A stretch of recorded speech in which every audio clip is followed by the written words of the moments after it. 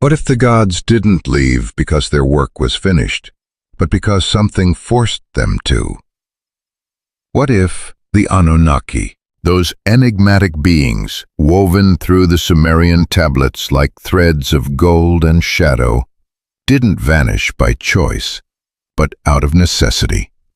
In the oldest written records of human civilization, pressed into wet clay by hands that trembled with both reverence and fear, we find stories of divine beings descending from the heavens.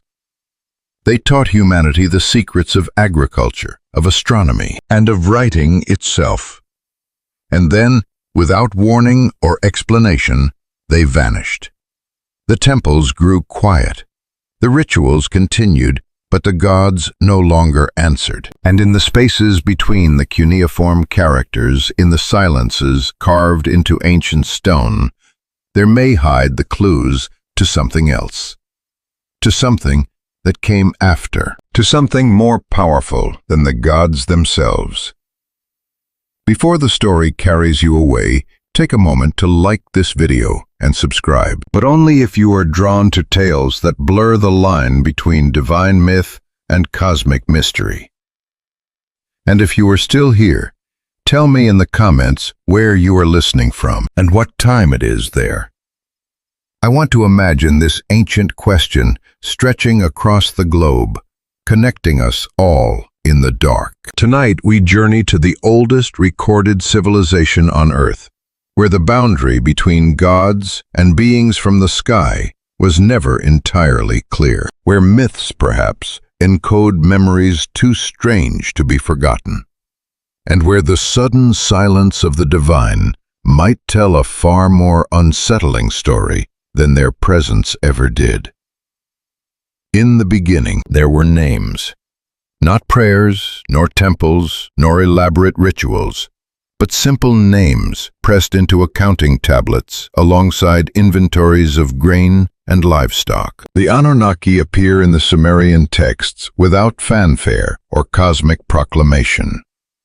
They arrive almost casually, as if their existence was simply a given. Around 3000 BCE, in the ancient city of Uruk, scribes learning to write included the names of these beings in their very first exercises, right next to the words for bread, beer, and barley. This was not the creation of a mythology.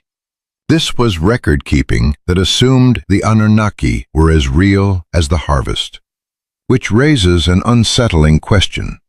What if they were? The tablets from the deepest layers of Uruk are small, about the size of your palm. They are fashioned from river clay that still carries the faint scent of the Euphrates when moisture touches it in museum archives. The cuneiform marks are rudimentary compared to later scripts, wedge-shaped impressions made with cut reeds.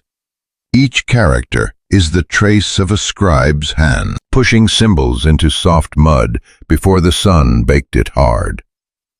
And there, among the mundane details of the temple economy, among the tallies of sheep and the measures of barley beer, the Anunnaki are named Anu, Enlil, Enki, Ninhursag, not as distant theological concepts, but as recipients of offerings, as property owners, as beings whose existence was simply assumed by the administrative machine of the world's first cities. That is what makes these earliest references so fascinating. There is no origin story attached to these names, no explanation of who the Anunnaki are or why they matter. They are simply there, woven into the fabric of the ledgers. It is as if every scribe learning the trade understood that certain portions of the harvest went to the temple, and certain portions of what the temple held belonged to beings whose names had to be recorded with precision. The exact same precision used to count cattle and measure grain. This was not worship as we understand it. It was accounting that treated the divine as a category requiring documentation. And perhaps most unsettling of all, these primordial tablets show no evolution in understanding. There is no progression from a primitive theology to a sophisticated one. The Anunnaki appear completely formed in the written record, with names, relationships, and hierarchies already established, as if the scribes were documenting something understood for generations before anyone thought to write it down. As if the knowledge was older than writing itself, preserved in oral tradition until clay and stylus finally gave it permanent shape. But a permanent shape that always reads like testimony, like a ledger, like the documentation of something observed rather than imagined.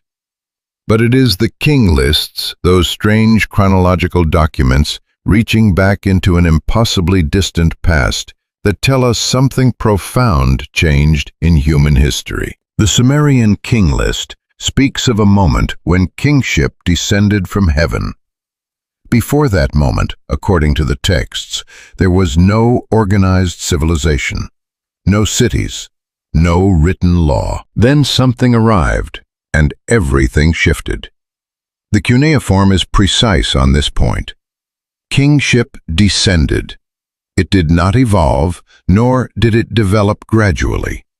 It came down, completely formed, bringing with it a knowledge that transformed scattered settlements into the world's first urban civilization, almost overnight. The archaeological evidence supports this sudden acceleration. Cities appeared. Writing emerged. Complex irrigation systems were engineered with mathematical precision.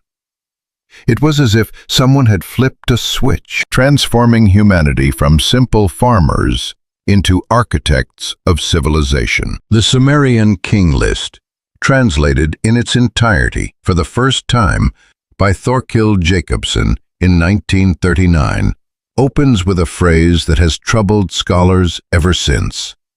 After the kingship descended from heaven, the kingship was in Eridu. Descended. The verb is specific, implying a downward motion from the sky to the earth, from out there to right here. And what follows is even stranger. A list of kings who ruled for impossibly long periods. Alulim, the first king of Eridu, ruled for 28,800 years.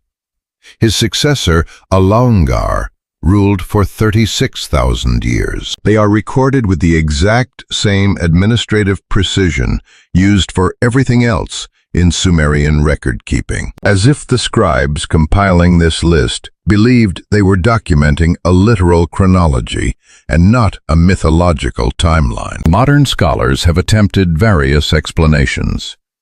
Perhaps the numbers represent dynasties rather than individuals. Perhaps they were calculating in units other than solar years. Perhaps the entire antediluvian section of the king list is pure myth, a creation story designed to give Sumerian civilization a suitably impressive pedigree. But none of these explanations accounts for the suddenness of the shift recorded in the text. The list does not describe a gradual lengthening of reigns as you go further back in time. It describes a sharp boundary. Before the flood, impossible reigns.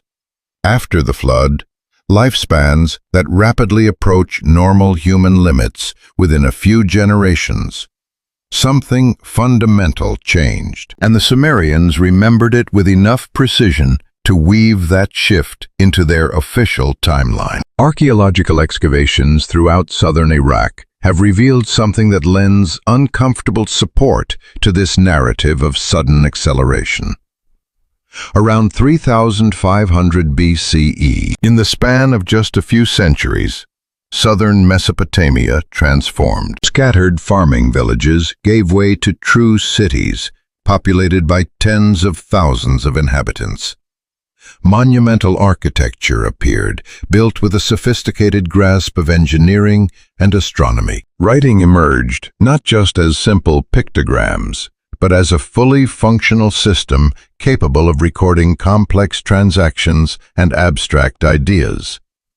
Irrigation networks were laid down, requiring centralized planning, mathematical calculation, and coordinated labor on a scale that should not have been possible for a people so recently settled. This was not the slow accumulation of knowledge over millennia. It was an explosion of capability that occurred in a time frame far too brief for gradual cultural evolution. It is as if someone provided a blueprint, a complete package of knowledge for building a civilization, transforming human society in the space of a few generations. And the Sumerians themselves attributed this transformation to the Anunnaki, to beings who came down from the sky, bringing kingship, law, and the arts of civilization completely formed. They were not describing gods in an abstract sense. They were describing teachers, organizers, beings who showed humanity how to build, how to irrigate, how to write, how to structure a society. Then, after laying those foundations, they gradually withdrew, leaving humanity to continue the project alone. In Eridu, the oldest city in Sumer, and perhaps the world, archaeologists uncovered something that should not exist in such an ancient settlement. Beneath 17 successive layers of temples, each built directly upon the ruins of the last, they found the original sanctuary. A small mud brick structure dating back to around 5000 BCE. It was already aligned with astronomical precision. It was already built on principles that would define Mesopotamian temple architecture for the next 3,000 years. This was not a primitive attempt at religious architecture that slowly improved over generations. The very first temple contained the blueprint for all the rest. And it was dedicated to Enki, the Anunnaki god of wisdom and water, who, according to the Sumerian texts, came from the Abzu, the cosmic depths, to teach humanity the arts of civilization. The excavations at Eridu, initially led by Fuad Safar and Seton Lloyd in the 1940s, and later continued by Iraqi archaeologists into the 1980s, revealed something that defies the standard narrative of architectural evolution. The deepest temple, the very first one, built on virgin sand at the edge of the ancient marshes, already demonstrates a sophisticated grasp of sacred geometry. Its walls are oriented to the cardinal directions, with a precision that requires astronomical knowledge and careful surveying. Its floor plan follows proportions that would be repeated in Mesopotamian temple building for the next 3 millennia. And those foundations, resting on sand that still preserves the footprints of the laborers who built it, show no signs of experimentation, no evidence of trial and error. It is as if the architects already knew exactly what they were building, following a model that existed before the first brick was ever laid, layer by layer. As Eridu grew and its population expanded, new temples were built directly atop the old ones. Each followed the same basic plan. Each was oriented the exact same way. Each maintained the sacred proportions established in that incredibly sophisticated first structure. 17 successive temples, each rising from the ruins of its predecessor like a phoenix from the ashes, maintaining a continuity across millennia of human habitation. And all of them, without exception, were dedicated to Enki, the god whose name appears in the oldest tablets, whose myths say he brought the knowledge of the Abzu, teaching humanity agriculture, mathematics, writing, and the correct observation of the heavens. The site plan of ancient Eridu reveals something else that shouldn't be there. The temple complex was not isolated. It was surrounded by residential neighborhoods laid out in organized patterns, by workshops where specialized trades were practiced, by administrative buildings where the economic life of the city was coordinated. This level of urban planning, this degree of specialized labor and centralized organization appears in Eridu right from the start. There is no archaeological evidence of a gradual development from a simple village to a complex city. The oldest excavated layers already show urban characteristics that take most societies centuries to develop. As if the people who founded Eridu already understood how cities worked. As if they already possessed the organizational knowledge required to manage large populations and coordinate complex activities. As if they had been taught. And there is something else buried at Eridu. Something archaeologists found that is rarely highlighted in published reports. Beneath the oldest temple, in layers predating even that first sophisticated structure, they found the evidence of an older settlement. Not urban, not organized, just simple reed huts scattered along the edge of the marsh, occupied by people who hunted and gathered wild plants. And then, without any transitional phase, the temple appears. The city begins. Kingship, as the texts say, descended from heaven, and the place where it all started became sacred precisely because it held the memory of that moment of transformation, the moment everything changed and humanity learned to build toward the sky. In 1929, the British archaeologist Sir Leonard Woolley was excavating the Royal Cemetery at Ur, and uncovered something unexpected among the grave goods and golden artifacts. Clay tablets, thousands of them, not intentionally buried as funerary texts, but scattered through the habitation layers, as if the entire city had been a living library. Many were administrative, recording grain distributions and temple offerings. But others contained myths, hymns, and genealogies of the Anunnaki that reached back before the flood, before kingship, before memory itself. These were not abstract theological exercises. They read like documentation, family trees of beings from the sky who interbred with humans, who ruled as kings, who taught as masters. Then at some unspecified point in the distant past, withdrew. Woolley's excavations yielded one of the most spectacular archaeological discoveries of the 20th century. The royal tombs held treasures that stunned the world. Golden headdresses, lapis lazuli jewelry, elaborate lyres adorned with the heads of bulls in gold and mother of pearl. But it was the tablets scattered through the residential areas and the temple precinct that held the true treasure. Because these were not just religious texts. They were genealogies, king lists, administrative files that treated the Anunnaki not as abstract divine forces, but as individuals with names, family relationships, and specific roles in the governance of heaven and earth.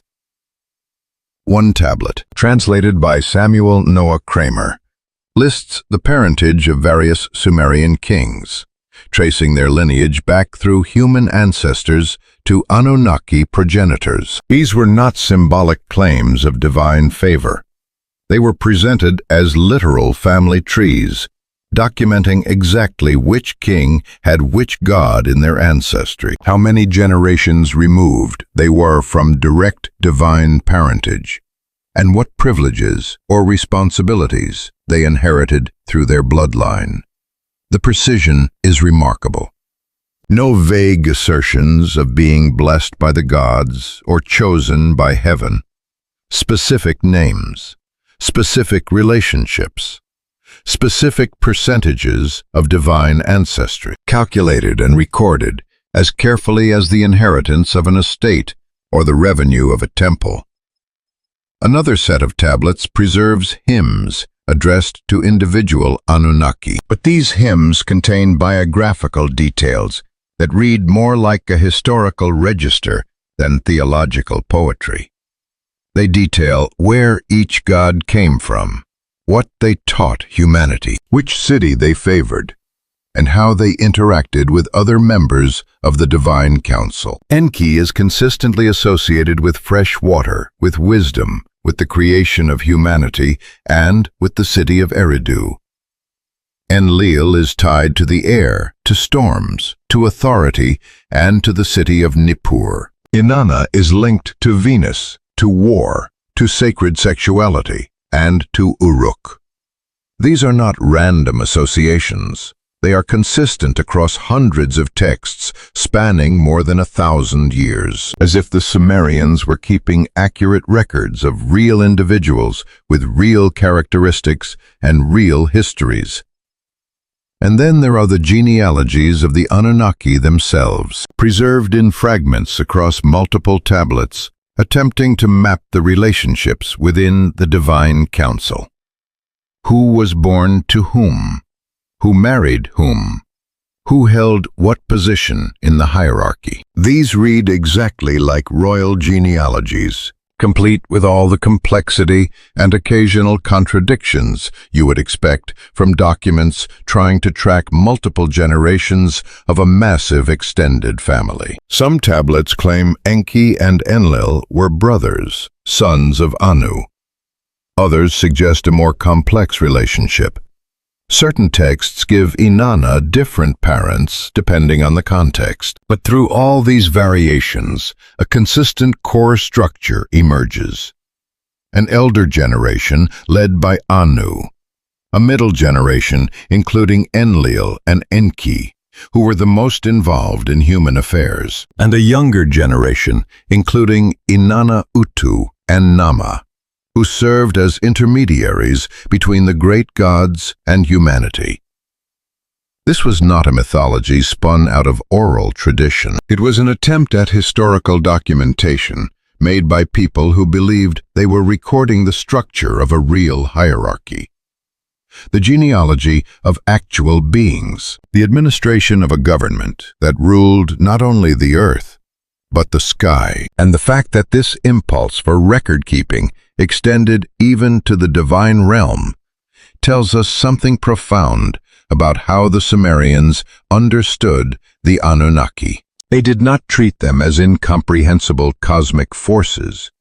They treated them as powerful individuals whose actions and relationships could be documented, memorized, and passed down through written archives, just like the reigns of human kings and the transactions of human temples. But it was the cosmology that revealed just how organized and hierarchical the Anunnaki truly were. Sumerian cosmology describes the Anunnaki as a council, not a single deity. 7 judges who decreed destiny. 50 great gods who determined the laws of heaven and earth. This was not a simple pantheon where each god ruled a domain. It was a hierarchy, a power structure where younger gods served older ones.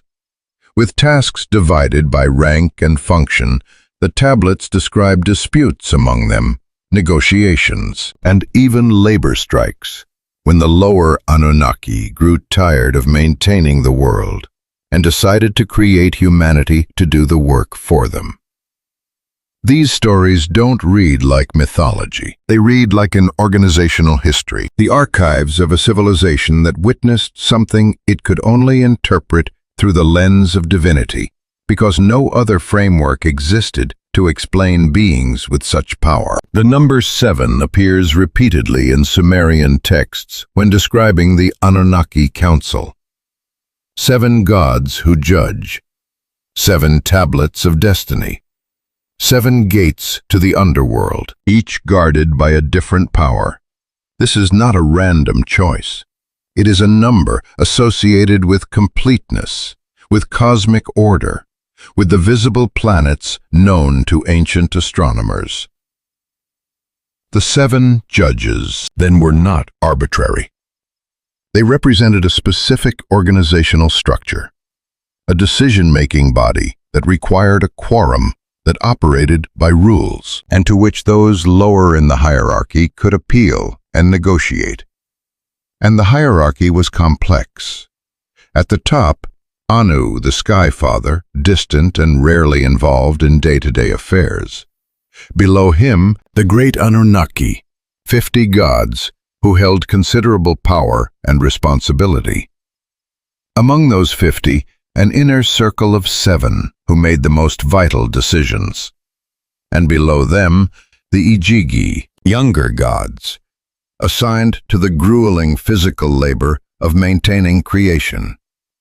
This was not a family of gods in the Greek or Norse sense, where personalities and passions drove the narratives. It was an administrative structure, a chain of command, a division of labor that feels more akin to a corporate or government hierarchy than a traditional religious mythology. The texts outline the division of responsibilities with remarkable specificity. Enlil governed the atmosphere and held authority over the earth.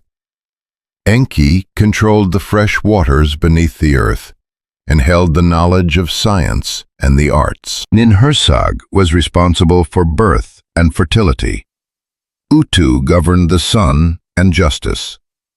Nana ruled the moon and the measurement of time. Each god had a specific portfolio, a defined sphere of influence, and the boundaries of those spheres were apparently important enough to cause conflict whenever someone overstepped their authority. The most remarkable text in this regard is the Epic of Atrahasis, which describes a labor dispute among the gods that led directly to the creation of humanity. During generations, the text says, the Ijigi gods performed the back-breaking labor of digging canals, dredging rivers, and maintaining the irrigation systems that kept the world functioning. But after 40 years of this toil, they rebelled. They burned their tools, marched on Enlil's temple, and demanded to be relieved. The great Anunnaki met in council to discuss the crisis, and Enki proposed a solution. Create a new being, one intelligent enough to follow instructions, but not powerful enough to challenge divine authority. A being who could take over the heavy lifting while the gods rested. This new being would be fashioned from clay, mixed with the blood of a slain god, giving it enough of a divine spark to be useful, but marking it as fundamentally different from the Anunnaki themselves. This is not the language of mythology. This is the language of labor relations, of solving administrative bottlenecks, of beings making pragmatic decisions about resource allocation and workforce management. And it is presented in the tablets not as an allegory, but as history, as the explanation for why humanity exists and what our fundamental purpose is within the cosmic order the Anunnaki established. We were created to serve, to carry the burden the younger gods no longer wished to bear, to maintain the world while those in power tended to higher matters. And in exchange for this service, we were given the gifts of civilization, agriculture, writing, law, mathematics, the knowledge required to organize ourselves and fulfill our purpose. But those gifts came with strings attached. We were meant to be workers, maintaining systems we didn't design, serving goals we didn't choose, watched over by beings who considered themselves our creators, our teachers, and our rightful rulers. At the very apex of this hierarchy sat Anu, whose name simply means sky or heaven. He rarely descends to earth in the myths. He remains distant, almost abstract, ruling from his celestial city. But when he does appear in the tablets, it is always significant. He is the one who grants authority. He is the source of kingship. He is the father of Enlil and Enki, the two gods most deeply entwined in human affairs. Scholars have long noted how Anu seems more like a concept than a character in Sumerian literature. He is invoked, but rarely active. present but far away, as if he represented something too vast or too remote to involve itself directly in terrestrial matters. Or as if by the time these myths were written down, he had already withdrawn to such a distance that he was more memory than presence. In the thousands of cuneiform tablets that survive from ancient Mesopotamia, Anu appears primarily in invocations. In the opening lines of prayers and hymns, his name is called, first establishing the cosmic hierarchy, before the petitioner addresses the god who might actually answer. His temple in Uruk was one of the most important religious structures in all of Sumer. Yet the rituals performed there were increasingly directed toward his daughter Inanna, rather than Anu himself. It is as if the Sumerians maintained the forms of worship, but no longer expected the supreme god to participate directly in human affairs. When Anu does appear as an active character in the myths, it is usually to bestow something. Authority to Enlil to rule the earth. Permission for Inanna to descend into the underworld. The Tablet of Destinies to whoever holds supreme power. He functions as a wellspring, a legitimizing force, the ultimate authority from which all other power flows. But he does not intervene. He does not walk among humans. He does not teach, does not create, does not involve himself in the daily governance of the world he supposedly rules. His role is to be there, distant and supreme, while others do the actual work of managing creation. This aloofness has puzzled scholars for generations. In most ancient pantheons, the chief deity is also the most active, the one whose personality and passions drive the great mythological narratives. Zeus, Odin, Ra. These gods are constantly tangled in the stories told about them. But Anu is different. He is constantly referenced, but rarely present, honored universally, but almost never encountered directly, as if he represented something that existed before, something that established the order of things, and then stepped back, leaving the administration to others. Some scholars have suggested Anu represents the concept of divine authority itself, rather than a specific being. Others propose he is a memory of an even older religious tradition, a sky god whose worship predates the Sumerian civilization we can excavate and study. But there is another possibility, a possibility that emerges when you read the texts not as theology, but as potential history. What if Anu represented a higher authority that existed above the Anunnaki who actually interacted with humanity? What if the gods we consider supreme, Enlil, Enki, Inanna, were themselves subordinate to something else? Something so removed from earthly concerns that it appeared in human records only as a distant presence, a name invoked to legitimize the authority of beings closer and more immediately involved. The texts describe Anu's dwelling as being in the highest of heavens, far above the realm where Enlil and Enki operate, incredibly distant from the earth where humanity struggles, builds, and worships. And they are clear that this distance is not just spatial, but hierarchical.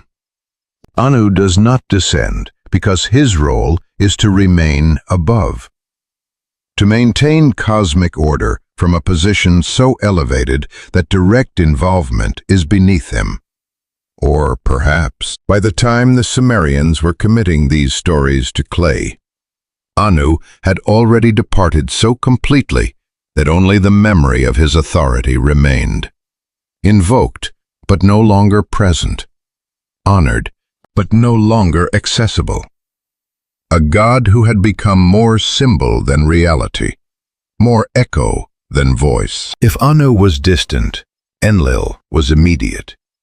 His name translates to Lord Wind or Lord Storm, and in the myths, he is the one who actually governs the earth. His temple in Nippur was considered the religious center of all Sumer. Every king needed Enlil's blessing to rule legitimately. Every major decision required his approval. But Enlil was not always benevolent.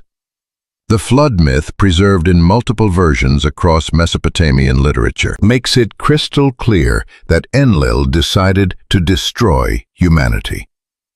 The noise of human civilization disturbed him, the tablets say. And so he brought the waters. Only the intervention of Enki, warning the righteous Ziusudra to build a boat, prevented total annihilation. This was not a loving father god.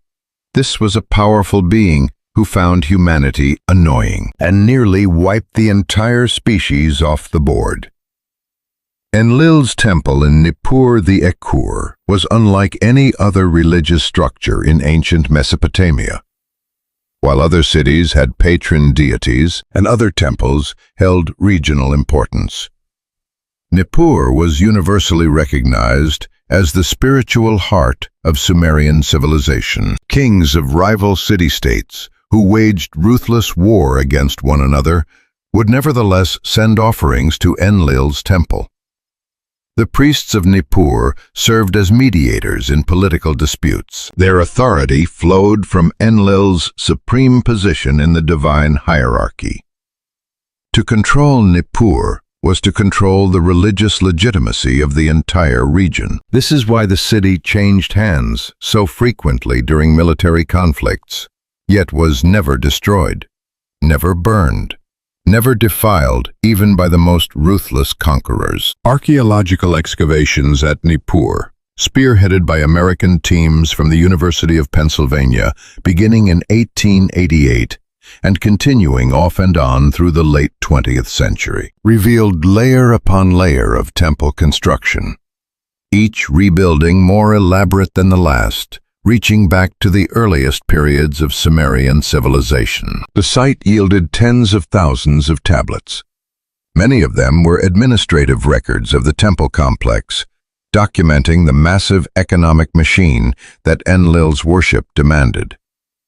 Grain reserves, herds of livestock, workshops producing textiles, metalwork, and ceremonial objects, a bureaucracy employing hundreds of priests, scribes, artisans, and servants, all dedicated to maintaining the cult of a god who, according to the myths, barely tolerated humanity's existence. Because that is what makes Enlil so different from the supreme deities of other ancient religions. He is not described as a loving father, a wise teacher, or even a just judge. He is depicted as powerful and necessary, but fundamentally ambivalent toward humanity.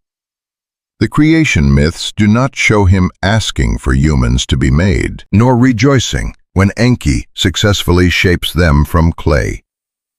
He accepts humanity as a solution to the Igigi labor problem, but without enthusiasm.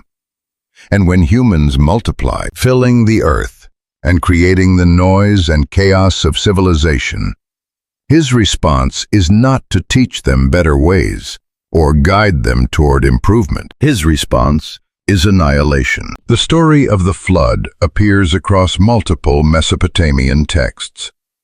The Eridu Genesis, the Epic of Atrahasis, the Epic of Gilgamesh. And in every version, Enlil is the one who decides humanity must be destroyed. The reasons given vary slightly. In some versions, it is the noise of human cities disturbing the god's rest. In others, it is the wickedness of humanity, or its failure to properly serve the divine order. But the common thread is Enlil's decision to wipe the slate clean, to bring the waters that would drown everything living and return the earth to primordial silence. What is remarkable is that this decision is presented not as righteous judgment, but as irritation, like a powerful being eliminating a pest problem, rather than a moral authority punishing evil. The texts describe the other Anunnaki as troubled by Enlil's decision, even frightened by it, yet unable or unwilling to oppose him directly. Only Enki, whose relationship with humanity had been different from the very beginning, dares to intervene. And even he does so secretly, whispering warnings through reed walls, rather than openly defying the council's decree. And after the flood, when the waters recede and humanity survives, thanks to Enki's intervention, Enlil is initially furious. Then he gradually accepts that some humans have been preserved, going so far as to bless the flood survivor and grant him immortality. But there is no repentance, no acknowledgement that wiping out humanity might have been an overreaction. Just the acceptance that the attempt at total annihilation failed and life must continue. This portrayal of divine power as capricious and dangerous, as something to be appeased rather than trusted, runs through all the texts about Enlil. He is respected and feared, but not loved. His authority is absolute, but not comforting. And the fact that this was the god at the very center of Sumerian religion, the one whose temple anchored the spiritual life of the entire civilization, suggests something profound about how the Sumerians understood power. They didn't worship because they felt beloved or protected. They worshipped because they understood they lived at the mercy of forces far beyond their control. Forces that could choose to preserve them or destroy them based on calculations humans could never fully comprehend. Enki stands in sharp contrast to Enlil. Where Enlil brought destruction, Enki brought preservation. Where Enlil was stern and distant, Enki was intimate with humanity, teaching them crafts and magic, creating them from clay mixed with the blood of a slain god. Enki's symbol was the serpent, and he was associated with wisdom, with water, and with forbidden knowledge. In the flood narrative, he is the one who defies the council's decision to destroy humanity, whispering through the reed walls of Ziusudra's house to warn him of the impending catastrophe. Scholars have long noted the parallels between Enki and the Serpent of Eden. Both offer knowledge that other divine beings wanted to hide from humanity. Both pay a price for their intervention on our behalf. Enki's temple in Eridu, the temple of the Abzu, where the very first sanctuary was built on virgin sand, was considered the source of all wisdom and magical knowledge in the Sumerian tradition. The Abzu itself, the cosmic, subterranean ocean of fresh water from which Enki drew his power, was believed to lie beneath the foundations of Eridu, accessible through sacred wells and ritual spaces, where priests could commune with the deep waters and the knowledge they contained. Archaeological excavations confirm the presence of a massive underground aquifer at Eridu, fed by the confluence of ancient streams. And the temple was indeed built directly over it, with channels and basins designed to bring the water into sacred spaces where it could be seen, touched, and used in rituals. But Enki's association with water went beyond the literal. In Sumerian thought, water was equated with wisdom, with the life force that made civilization possible in the desert environment of southern Iraq. The Sumerian word meant both water and semen, both wisdom and creative potential. Enki embodied all these concepts. He was the god of the fresh water that made agriculture possible, the god of the seed that made reproduction possible, and most importantly, he was the god who chose to share all of this with humanity, even when other members of the Anunnaki Council felt humans should be kept in ignorance and dependence. The myths describe Enki as brilliantly intelligent, sometimes to the point of cunning. He is the one who solves problems, who finds creative workarounds when brute force fails. When the Igigi rebel and demand relief from their labor, it is Enki who proposes creating humanity as a workforce. When Enlil decides to destroy humanity via the flood, it is Enki who finds a way to save one family without directly violating the council's decree. When Inanna becomes trapped in the underworld, it is Enki who fashions magical beings from the dirt under his fingernails to mount a rescue. He operates through intellect and lateral thinking, through a grasp of systems deep enough to manipulate them, knowing exactly which rules can be bent and which must be followed. And he teaches these exact same skills to humanity. The tablets credit Enki with giving humans not just the basics of farming and husbandry, but the deeper arts: mathematics, astronomy, writing, medicine, magic, the interpretation of dreams and omens. The texts describe him walking among humans in the early days, teaching them directly, answering questions, showing them how to observe the natural world and extract its secrets. His priesthood in Eridu maintained schools where scribes learned not just to write, but to understand the deeper patterns encoded in cuneiform, where physicians studied anatomy and herbalism, where astronomers tracked the movements of the planets with a precision that still impresses modern researchers. This intimacy with humanity made him suspect in the eyes of the other Anunnaki. The flood narrative makes it clear that his decision to warn Ziusudra was viewed as a betrayal of the divine council's authority. Certain texts hint at punishments or restrictions placed upon Enki after his intervention, though the details are fragmentary. Yet he never seems to regret his choice. In every story, he remains the defender of humanity, the god who believes humans deserve knowledge and protection, even when other divine beings see us only as convenient labor or a noisy nuisance. The parallel with the Serpent of Eden is impossible to ignore. Enki, like the serpent, offers a knowledge that makes humans more like the divine. Both are associated with wisdom, with water, or life force. Both act against the wishes of higher authorities who want to keep humanity ignorant, and both are depicted ambiguously as benefactors from humanity's perspective, but as troublemakers from the perspective of the established divine order. The fact that these motifs appear in both Mesopotamian and Hebrew traditions, separated by centuries and cultural contexts, suggests they might both be preserving different versions of the same ancient memory. The memory of a divine being who took humanity's side, who gave us knowledge we weren't supposed to have, and who paid a price for that choice.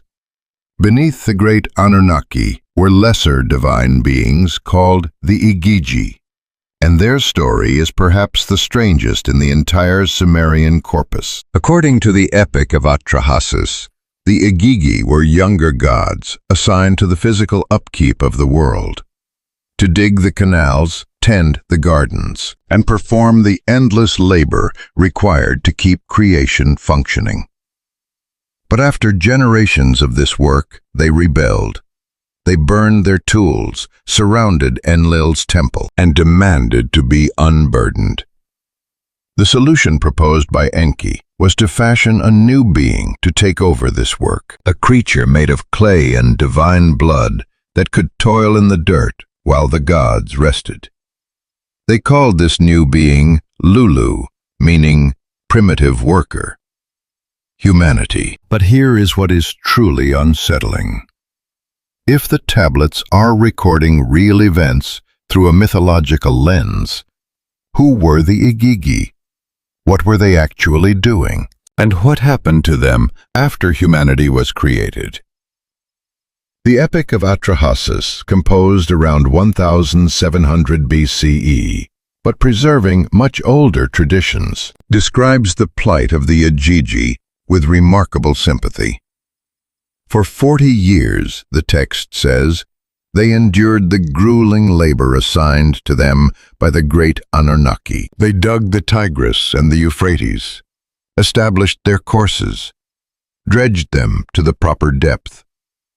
They cut irrigation canals, built levees, and engineered the entire water management system that would make Mesopotamian civilization possible. The work was exhausting, endless, and thankless. The great Anunnaki, meanwhile, enjoyed the fruits of the Igigi's labor without lifting a finger themselves. The description of the rebellion is striking. The Igigi met in secret, discussing their grievances, building solidarity. Then one night they burned their tools, their spades and baskets, in a massive bonfire that lit up the sky. They marched on Enlil's temple in Nippur and surrounded it, demanding he come out and address their concerns. The text paints Enlil as terrified, barricading himself inside, while scrambling to send messengers to the other great Anunnaki for help. This is not the behavior of abstract divine forces.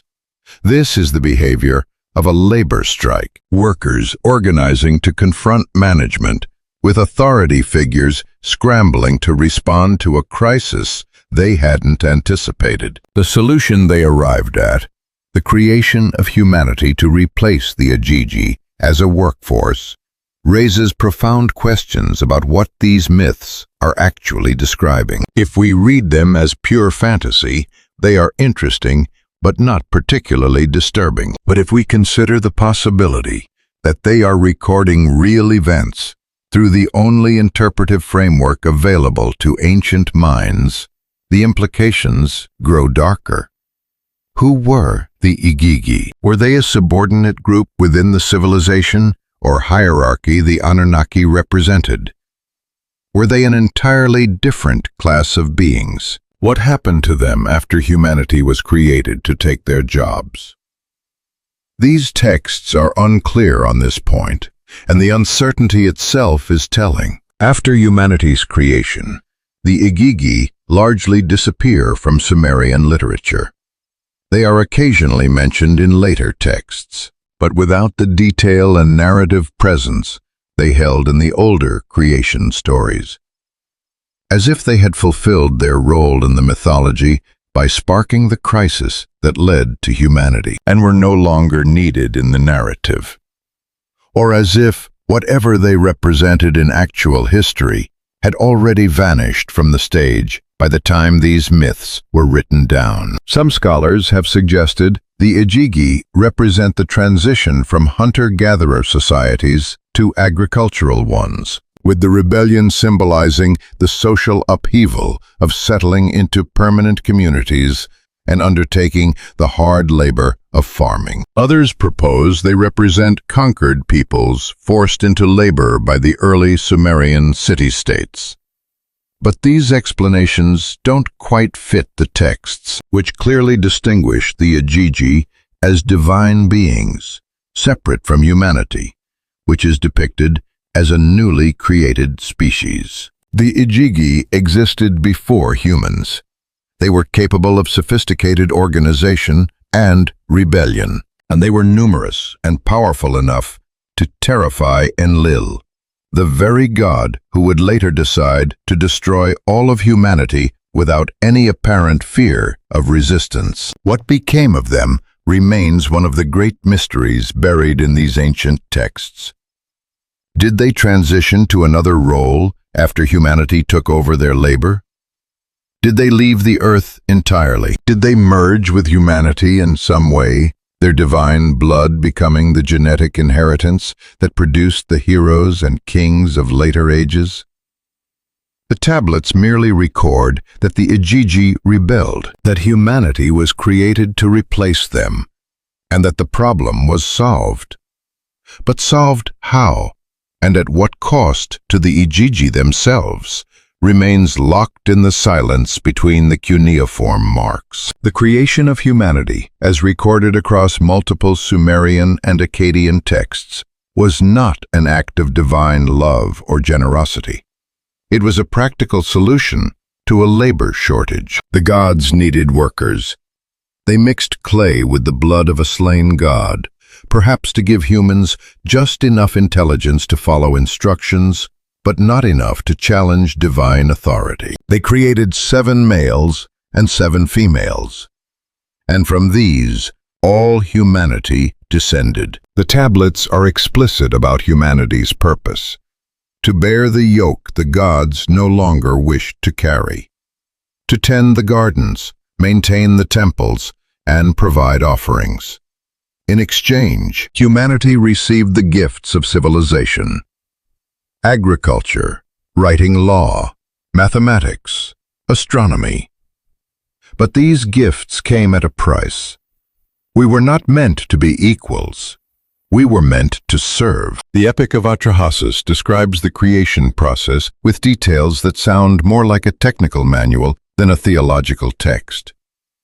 Enki, who designed the blueprint, requested that a specific god be slain, Waila, whose name means something akin to the god with intelligence. Using Waila's blood mixed with the clay of the Abzu Enki and the mother goddess Nintu, fashioned the first humans. It is explicitly stated that the divine blood was necessary to give humans enough consciousness to understand and execute complex instructions, to learn skills, to develop language and culture. But the clay component kept them bound to the mortal earth, fundamentally different from the divine beings who engineered them. 7 males and 7 females were created in this first generation.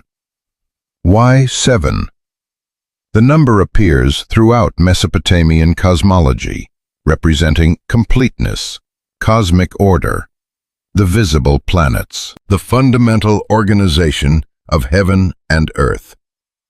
These 14 primordial humans served as the templates for all future generations. From them, through natural reproduction, humanity multiplied and filled the earth, ultimately creating the noise and chaos that would so disturb Enlil and precipitate the flood. But before that catastrophe, there was a kind of golden age, where the Anunnaki walked among humans, directly teaching them the arts of civilization. The Sumerian king list describes the earliest rulers with impossible lifespans, kings who reigned for thousands of years, and the tablets from various cities describe these leaders as the offspring of unions between the Anunnaki and humans. These lineages were carefully traced, as if the exact percentage of divine ancestry mattered, as if it conferred specific abilities, or authority, or even physical characteristics that separated certain individuals from common humanity. This scrupulous attention to genealogy, this obsession with knowing who possessed divine blood, how much, and through which line, appears constantly in Sumerian texts. They weren't recording metaphorical divine favor. They were tracking literal genetic inheritance. A percentage of Anunnaki ancestry calculated and documented just as precisely as land ownership or grain reserves.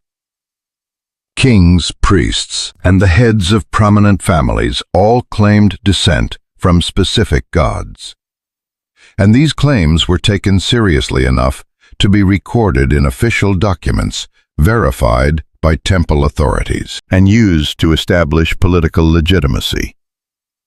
The gifts humanity received in exchange for these services were real and transformative. Agriculture allowed populations to expand far beyond what hunting and gathering could sustain.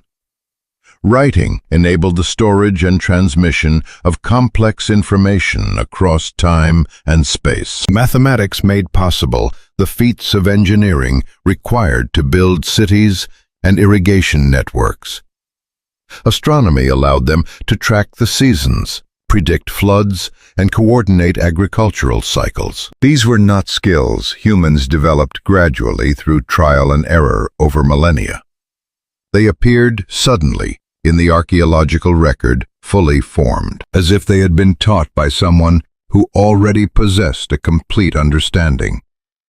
And the tablets are explicit that these gifts came from the Anunnaki, specifically from Enki, who brought the me, the fundamental principles of civilization, up from the Abzu and bestowed them upon humanity. The me were not abstract concepts.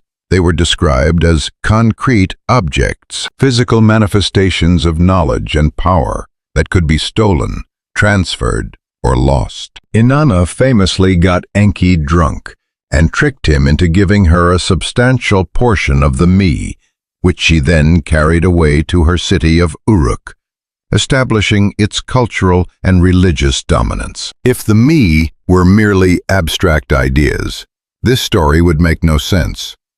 But if they were something concrete, technologies, texts, tools, techniques, then the story reads as an account of knowledge transfer, of one city gaining a competitive edge over another by acquiring specific capabilities. What emerges from these creation accounts is a picture of humanity fundamentally at odds with how we like to think of ourselves.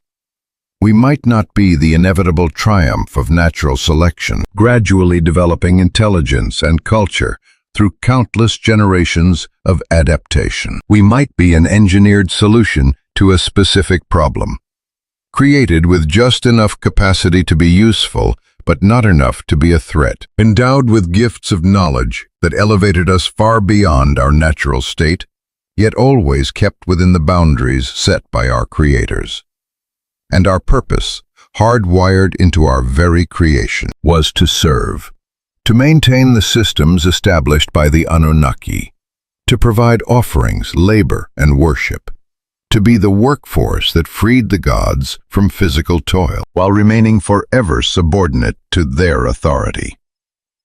The question that haunts these texts is whether we ever truly transcended that original design, whether the gifts we received came with strings we still don't fully comprehend, whether the knowledge that transformed us from simple clay into builders of civilization also bound us to obligations and limits we have never recognized, let alone questioned. The tablets offer no answers.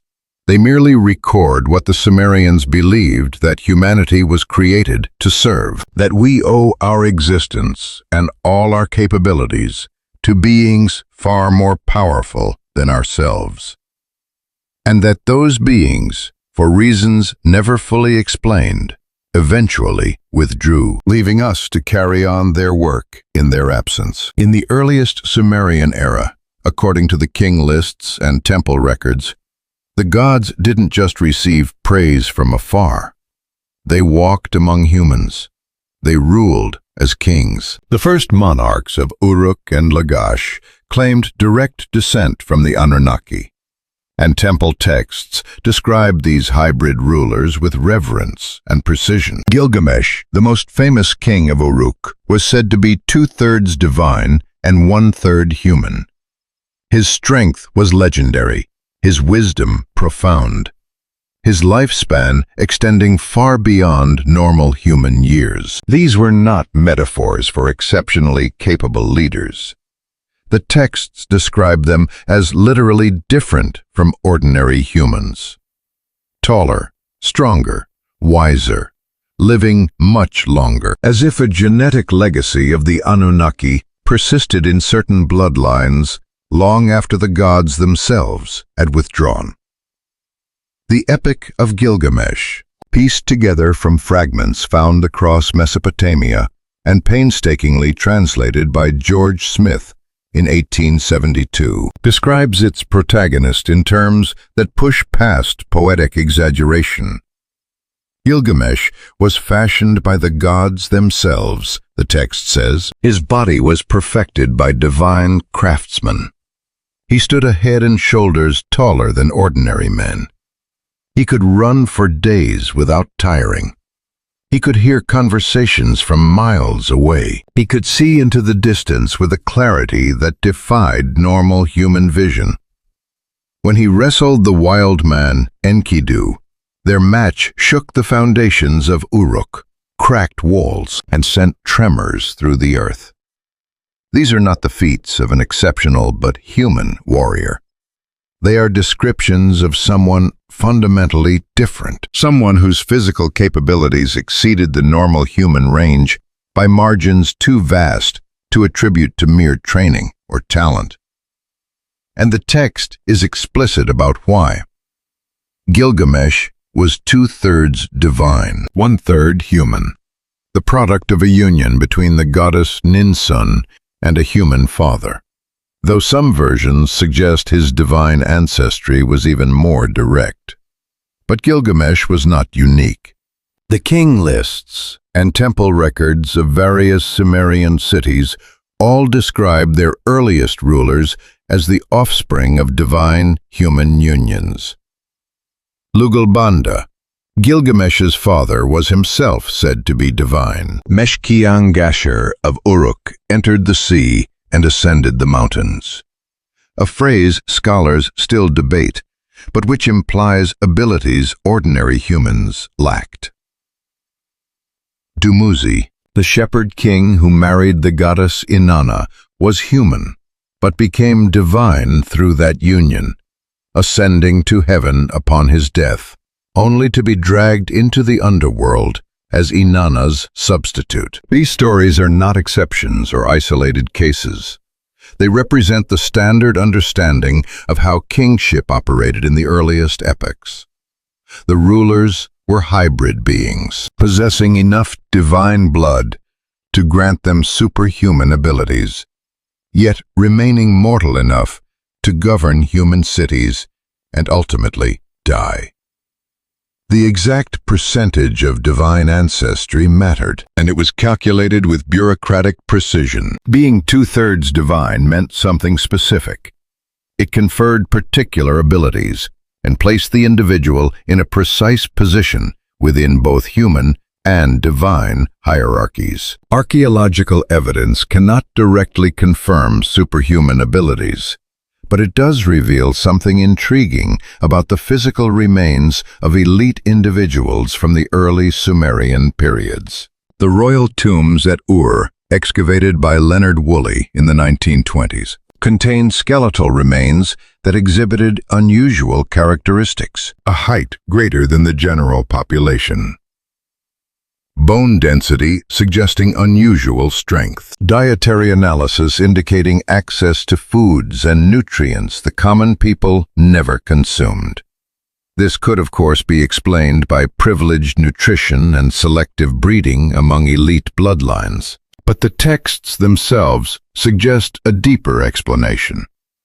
These individuals were literally different because they carried the genetic inheritance of beings who were not entirely human. The transition from divine human hybrids to fully human kings is documented in the king lists with the same administrative precision the Sumerians applied to everything else. The earliest rulers reigned for thousands of years, then hundreds.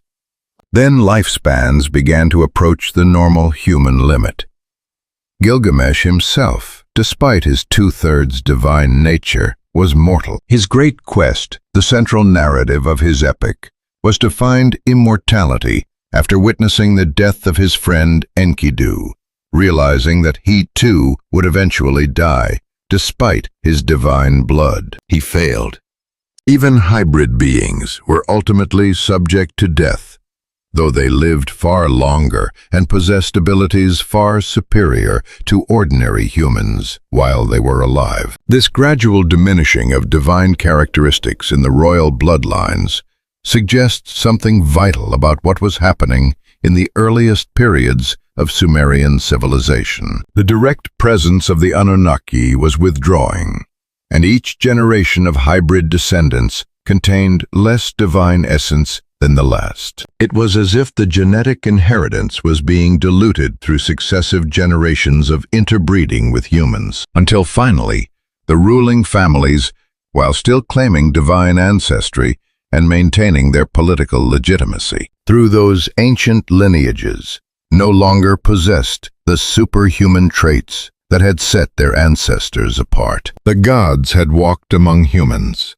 They had produced hybrid offspring who ruled as kings. But that age was ending, and all that would remain was the memory and the hope that such direct contact might one day return. Biblical scholars have long noted the parallels between Sumerian accounts of divine human hybrids and the Genesis narrative of the Nephilim. When the sons of God went to the daughters of humans, Genesis says, and had children by them. They were the heroes of old, men of renown. The Hebrew word Nephilim is often translated as giants, but its root suggests something closer to those who have fallen, or those who came down. The Book of Enoch, removed from the biblical canon but preserved in Ethiopian Christianity, expands on this story dramatically. It describes watchers, angels, who descended on Mount Hermon, took human wives, and taught humanity forbidden arts, metalworking, cosmetics, astronomy, and warfare. Their hybrid children became all-consuming tyrants who threatened to destroy the world, precipitating the flood as a divine response. These parallel narratives, separated by centuries but remarkably consistent, hint at a shared memory preserved across different cultural contexts. The Genesis account is brief but specific. Genesis 6 describes a time when divine beings noticed that human women were beautiful and took wives from among them. The offspring of these unions were the Nephilim, described as the strong men of ancient times, men of renown. Then the flood occurs, and the text moves on, leaving massive questions unanswered. Who were these sons of God? Why did their unions with human women produce such notable offspring? What happened to the Nephilim? The canonical text doesn't elaborate, but the Book of Enoch fills in the details, and they align remarkably well with the Sumerian records. Enoch describes 200 watchers angels, tasked with observing humanity, who conspired together on Mount Hermon to descend and take human wives. Their leader, Semyaza, organized the pact, and every watcher swore an oath binding them all to the plan, so no single individual could be held solely responsible for the transgression. They came down, chose wives, and explicitly taught humanity forbidden knowledge. Azazel taught metallurgy and weapon-making. Semyaza taught enchantments and root-cutting. Armoros taught the resolving of enchantments. Merequiel taught astrology. Kokabiel taught the signs of the stars and constellations. The parallels with Enki's gifts to humanity are impossible to miss. In both traditions, divine or semi-divine beings give humans knowledge they were not supposed to possess. Knowledge that elevates human capabilities, but also corrupts or endangers them. And in both traditions, this transfer of knowledge is viewed as transgressive, as a violation of divine law that brings consequences. The offspring of the Watchers and human women were giants, the Book of Enoch says, who grew to massive size and consumed everything. They ate all the food produced by humans, then began eating the humans themselves, then turned on each other in cannibalistic violence. Their presence on earth became unsustainable. Their violence so extreme that creation itself was threatened. This precipitated a divine response. The archangels, Michael, Gabriel, Raphael, and Uriel, were sent to bind the watchers in the valleys of the earth until the day of judgment. And the flood was sent to cleanse the world of the giants and the corruption they had caused. Once again, the parallels with the Mesopotamian flood narratives are striking. In both traditions, divine-human hybridization leads to a crisis that threatens the world. In both, the solution is a catastrophic flood that nearly destroys humanity. In both, a righteous man is warned and builds a boat to preserve life. The details differ, but the narrative structure is identical, as if both cultures were preserving the exact same sequence of events, filtered through different theological lenses. Scholars have long debated whether the Hebrew accounts borrowed from earlier Mesopotamian traditions, or if both preserve independent memories of shared events. The consensus leans toward a clear Mesopotamian influence, particularly after cuneiform tablets containing flood myths were discovered and translated in the 19th century, predating the biblical texts by centuries, if not millennia. But the consistency of the core story across multiple cultures, Sumerian, Akkadian, Hebrew, and even echoes in Greek mythology, with the Titans and their offspring, suggests something deeper than mere cultural borrowing. What if these were all attempts to record and make sense of actual events from deep prehistory? Events that different cultures interpreted through their own religious and mythological frameworks, but which shared a common core of truth. Beings who came down, whether we call them Anunnaki, Watchers, or Sons of God. Unions with humans that produced hybrid offspring with exceptional abilities. The teaching of advanced knowledge that transformed human civilization. A catastrophe, a flood that nearly wiped it all out, and then the withdrawal of direct divine presence, leaving humanity to carry on alone, possessing only fragments of the knowledge they had been given and the memories of a time when gods walked the earth. But then, at some point in the distant past, the Anunnaki stopped appearing. The king lists shifted from rulers with incredibly long reigns, measured in thousands of years, to more plausible historical monarchs with ordinary lifespans. The temple texts transitioned from recording direct divine intervention to describing prayers and offerings made in the mere hope of securing divine favor. The gods were still worshipped, still invoked, still central to Sumerian religion and culture. But they no longer walked the earth. They no longer ruled as kings. They no longer appeared in forms that could be touched, seen, and recorded in the detailed administrative manner the Sumerians applied to everything else. Something had shifted. The direct presence had withdrawn, leaving only memory, ritual, and the hope that one day the gods might return. The transition is documented in the archaeological record with surprising clarity. The oldest layers show temple construction on a massive scale, suggesting civilizations mobilizing enormous resources for structures designed to house and honor divine beings who were expected to physically occupy those spaces. The temples weren't just symbolic. They contained living quarters, throne rooms, dining halls, all the practical amenities you would provide for important visitors who would actually use them. But as you move up through the layers across centuries and millennia of continuous occupation at sites like Uruk-ur and Nippur, the nature of temple building changes. The structures become more elaborate but less practical, more focused on ritual and symbolism, and less focused on actually housing divine residents. The inner sanctuaries that early texts describe as the gods' bedchambers and private quarters become increasingly stylized, decorated with images and inscriptions, but less equipped for actual habitation. The texts change too. The earliest tablets record direct divine communications, oracles, where the god speaks in the first person through a priest, or appears in physical form to deliver messages. But later texts describe prayers sent upward with hope, but no guarantee of an answer.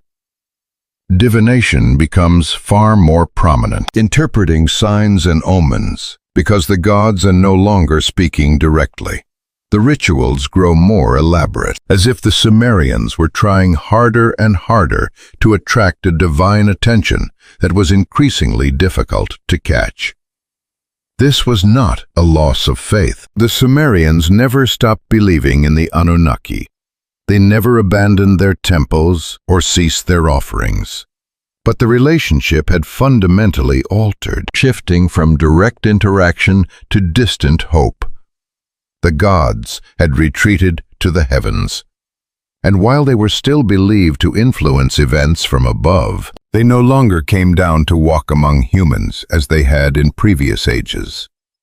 Various theories attempt to explain this transition. Perhaps it was simply natural evolution, from an animistic belief in physically present spirits to more abstract theological concepts of a transcendent divinity. Perhaps it reflects political shifts, priestly classes consolidating power by controlling access to gods who were increasingly understood as distant and unknowable. Perhaps it is the gradual transformation of real historical memories into mythological narrative as generations passed and direct witnesses died off. But there is another possibility, a possibility that emerges when you read these texts not as theology, but as an attempt at history. What if beings who had once walked among humans, who had ruled as kings and taught the arts of civilization, simply left at some point in history, leaving behind a civilization capable of maintaining what it had been taught, but incapable of learning new things directly from the source? What if the obsessive preservation of ancient knowledge in the temple, schools, the meticulous copying of tablets containing mathematical formulas, astronomical tables, and medical treatments, represented humanity's attempt to hold on to gifts we could no longer replace? Because the teachers were gone. The silence itself is revealing. Civilizations do not forget their gods casually. The fact that the Sumerians remembered the Anunnaki in such granular detail, preserving their names, their hierarchies, and their characteristics with bureaucratic precision, maintaining their temples and rituals for thousands of years after direct presence had ceased, suggests that the departure was significant enough to mark a clear before and after in the collective cultural memory. Something happened. The era of divine-human interaction ended, and humanity has been looking up ever since. Maintaining the rituals, preserving the knowledge, awaiting the return of teachers who walked the earth in ages past, but whose presence is now only a memory and a hope. What remained after the Anunnaki departed was an obsession with the heavens that bordered on frenzy. Sumerian astronomers tracked planetary movements with extraordinary precision, noting positions and calculating cycles with a mathematical sophistication that would not be matched for millennia. They identified the planets by name: Nibiru, Marduk, Ishtar, and they tracked them across the night sky with an intensity that suggests they weren't merely curious. They were watching for something, waiting for something. The Babylonian astronomical tablets from the first millennium BCE record planetary data with an accuracy that modern astronomers have verified down to the degree. Why this precision? Why this obsessive tracking of celestial movements, unless they were watching for the return of something that had already come from the sky before? The astronomical tablets known as the Enuma Anu Enlil, a massive series of omens based on celestial observations, represent one of the most sophisticated astronomical databases of the ancient world. Compiled over centuries, eventually encompassing 70 tablets containing 7,000 omens. This collection doesn't just record what Babylonian astronomers saw in the sky, but what they believed those observations meant. Every planetary position, every conjunction, every eclipse was tied to specific predictions about earthly events. Wars, floods, the rise and fall of kings, the health of nations. All of it was believed to be written in the movements of the celestial bodies. But beneath the omen interpretation lies something more fundamental, an incredibly precise observational astronomy. The tablets record planetary positions, lunar phases, eclipse cycles, and stellar movements with an accuracy that shouldn't have been possible with their technology. They calculated the synodic period of Venus, the time it takes Venus to return to the same position relative to the Sun, to within a fraction of a day of the modern value. They predicted lunar eclipses using sophisticated mathematical models. They tracked the precession of the equinoxes, a slow wobble in the Earth's axis that takes 26,000 years to complete a full cycle. Despite having no telescopes or instruments capable of directly measuring such subtle shifts, modern historians of science have been forced to acknowledge that Babylonian astronomy was vastly more advanced than anyone expected. That these ancient observers understood celestial mechanics at a level of mathematical sophistication we assumed didn't exist until Greek and Islamic astronomers developed it thousands of years later. The question is why? Why invest such enormous resources into scanning the sky with obsessive precision? Why maintain observational programs spanning generations, with each astronomer training their successor to continue recording data in the exact same format, using the exact same methods? The tablets themselves suggest an answer. The gods came from the sky. The planets were not just celestial bodies. They were identified with specific deities. Marduk with Jupiter, Ishtar with Venus, Nergal with Mars. The movements of these planets were therefore the movements of the gods themselves, or at least indicators of divine activity and intent.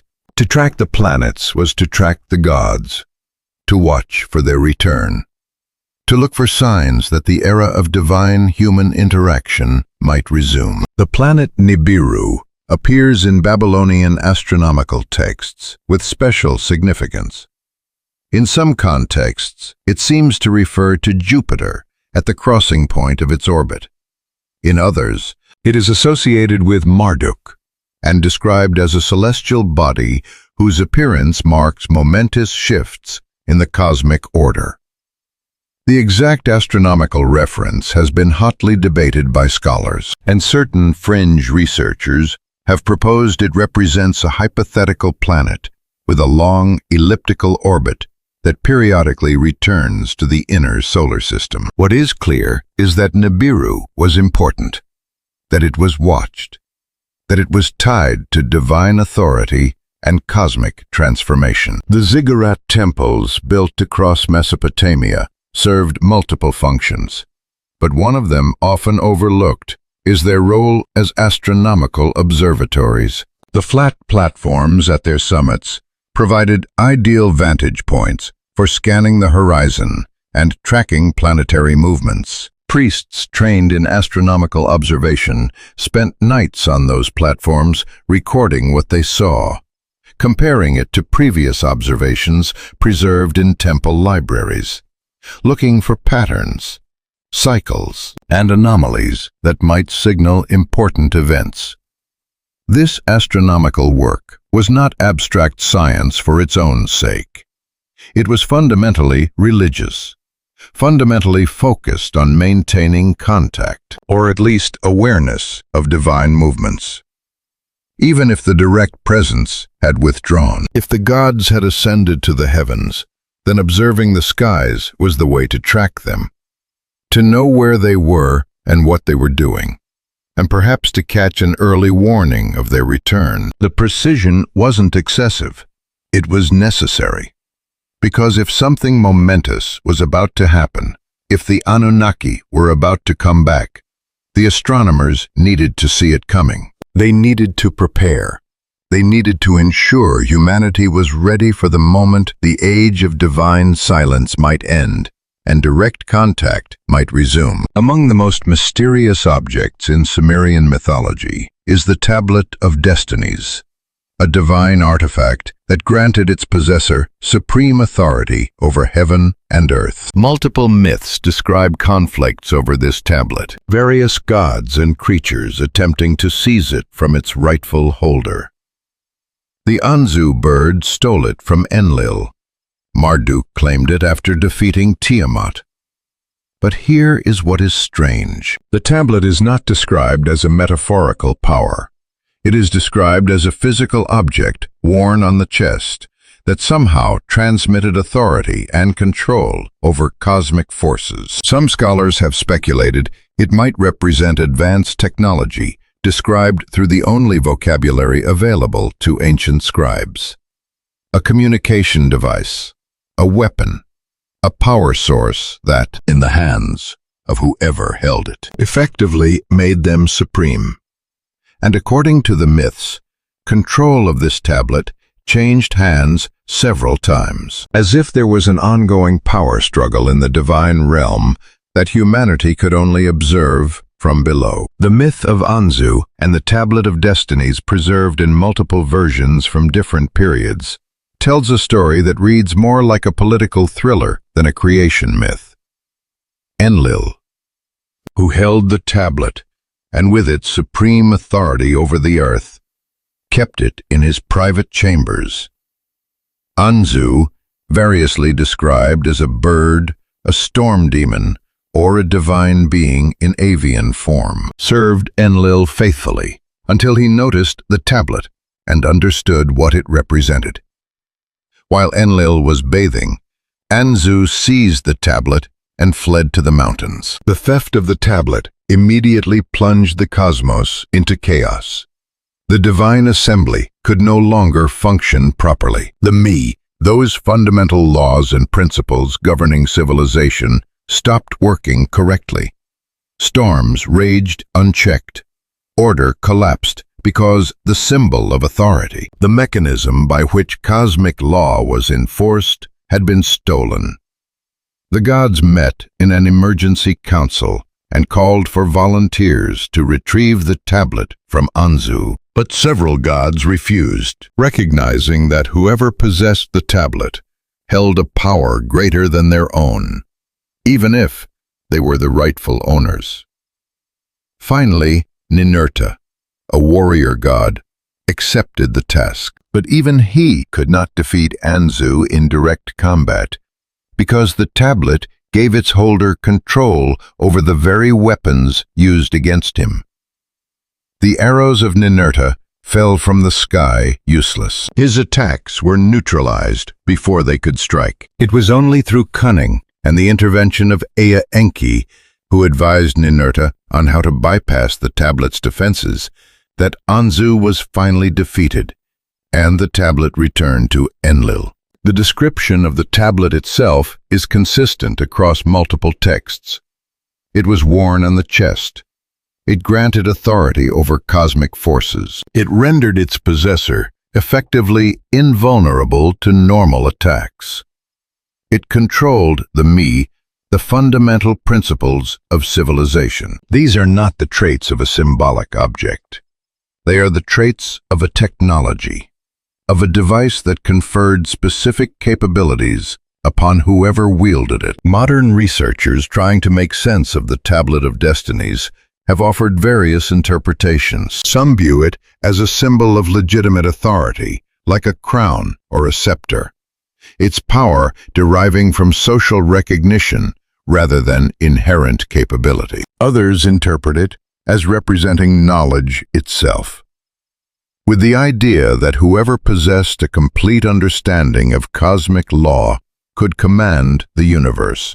But these interpretations struggle to explain why the tablets describe it as having specific physical properties, as something that could be stolen, worn, used as a weapon, and whose possession instantly conferred tangible power, regardless of whether others recognized that authority. What if ancient scribes were describing a real object using the only vocabulary they had? A device whose function they didn't fully understand, but whose effects they could observe and record. In our modern context, we might describe it as a control system, a command-authority interface, a communication device with override capabilities. But to someone in 3000 BCE, such concepts would be incomprehensible. They would describe what they saw: an object worn on the chest that gave its holder control over forces ordinary beings could not command. And the fact that this object changed hands several times in the myths, that various gods and beings fought over it, that its possession was contested and unstable, suggests something vital about the power dynamics among the Anunnaki themselves. Authority was not fixed. It could be seized, transferred, lost, and regained. There was conflict in the divine realm, a genuine struggle for control with the tablet of destinies as the symbol and mechanism of supreme power. And the myths preserve the memory of times when that ruler changed, when cosmic authority was violently transferred from one entity to another, when the hierarchy humanity believed to be eternal revealed itself to be just as subject to revolution and upheaval as any human government. The implications are profound. If the tablet of destinies represents actual technology rather than symbolic authority, then the power of the Anunnaki wasn't inherent to their being. It depended on the possession of specific tools or knowledge. And if those tools could be stolen or seized, then the gods were vulnerable in a way traditional theology doesn't acknowledge. They could lose power. They could be overthrown. They could disappear not because they chose to withdraw, but because something or someone stronger took control and removed them from the board. The myths describe a dynamic, contested divine realm where authority changed hands through conflict, and humanity observing from below could only record what they witnessed and wonder what it meant for their own fate when the powers that governed heaven and earth were themselves locked in struggles for supremacy. Enki's domain was the Abzu, translated variously as the abyss, the deep, or the cosmic waters beneath the earth. It was from the Abzu that he brought the fundamental laws and principles that govern civilization. The knowledge of kingship, priesthood, writing, mathematics, metalworking, warfare, music, and every other art and craft. The Me were not learned through trial and error. They were brought up from the Abzu entirely formed and given to humanity as gifts. The Sumerians described the Abzu as both a physical location beneath the earth and the cosmic realm beyond ordinary reality. Enki's temple at Eridu was built directly over the fresh water that rose from the subterranean aquifer, and the rituals performed there aimed to connect with the power of the Abzu. Some scholars have suggested the Abzu represents the collective unconscious, the wellspring of all human knowledge. Others have wondered if it might describe something more literal, a place, perhaps underground or underwater, where knowledge was stored, accessible only to those who knew how to reach it.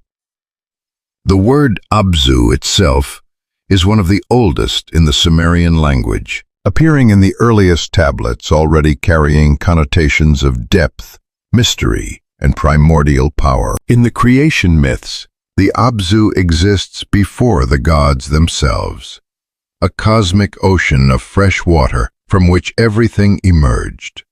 But unlike the chaotic salt water of Tiamat, which represented disorder and had to be defeated to create the world, the Abzu was ordered, structured, a source of wisdom and life-giving water. Enki's relationship with the Abzu is complex and varies across texts. In some versions, the Abzu is a place Enki's home beneath the earth, where he maintains cosmic order and stores all knowledge. In others, the Abzu is personified as a primordial deity whom Enki defeats or subdues to claim dominion over the deep waters. But consistently across all versions, the Abzu is where knowledge comes from, where the me, the fundamental programs that make civilization possible, are kept and accessed. The me themselves are described in the texts with remarkable specificity. They were not abstract concepts, but real objects, or perhaps discrete packets of knowledge that could be counted, stolen, and transferred from one deity to another. The myth of Inanna and Enki describes how Inanna intoxicated Enki at a feast and convinced him to give her the me. The text then lists them one by one: kingship, godship, the priestly office, truth, descent into the underworld and ascent from it, the art of lovemaking, the destruction of cities, lamentation, rejoicing, music, eldership, heroism, power, enmity, straightforwardness, the plundering of cities, and dozens more. Each me is treated as a distinct item that can be possessed, given, or stolen. Inanna loads them into her boat and sails away toward Uruk. Enki, sobering up, realizes what he's done and sends demons to get them back. She fights them off and succeeds in bringing the me to her city, making Uruk a center of culture and power. This is not the language of cultural practices or social institutions developing gradually. It is the language of technology transfer, of knowledge moved from one location to another in discrete, identifiable units. The archaeological excavations at Eridu hint at a physical reality hiding beneath the mythological descriptions. The temple complex was indeed built over a vast freshwater aquifer, fed by the confluence of ancient streams that created a subterranean reservoir of fresh water amid the brackish marshes. The earliest temples incorporated channels and basins that brought this water into the sacred spaces, creating a direct connection between the ritual areas where priests performed ceremonies and the deep waters below. Later temples became more elaborate, with descending staircases and subterranean chambers that plunged toward the water table, as if trying to get closer to the source of wisdom itself. Some of these chambers were too deep and too elaborate to serve mere practical purposes. They seemed designed for a ritual descent, for a physical journey downward into the earth, mimicking Enki's mythological voyages to the Abzu. What if the Abzu described a real repository of knowledge, not metaphorical or psychological, but literal, a library, a database, a storage facility located beneath the earth or under the water where information was kept in forms we cannot quite imagine? The Sumerians themselves seemed to believe it was real. That wisdom did not originate in the human mind, but was accessed from an external source, brought up from the depths by those who knew how to reach it. And Enki, the god, who loved humanity enough to share what the other gods wanted, kept secret, was the one who retrieved this knowledge and distributed it to human civilization. The priests of Eridu, initiated into the mysteries of the Abzu, maintained this transfer of knowledge for thousands of years. They trained scribes, astronomers, and physicians, passing down a wisdom that seemed to appear fully formed rather than evolving gradually. And they describe their knowledge as coming from below, from the deep, from the cosmic waters, where Enki resided, and where all secrets were stored, waiting for those with the courage and skill to descend and retrieve them. Sumerian mythology is filled with divine conflict. Enlil against Enki, Inanna's descent into the underworld, Ninurta's battles against the monsters of chaos. These were not abstract theological allegories. They were described with the specificity of war reports. Tactics, casualties, shifting alliances, territory lost and gained. The myths speak of weapons that could pulverize mountains, of battles that devastated the earth, of conflicts between divine factions that humanity could only observe with terror from below. One text describes Ninurta using a weapon called the sharur, a mace that could speak, fly, and strike distant targets with devastating force. Another describes Inanna, wielding the Mi themselves as weapons that could destroy cities.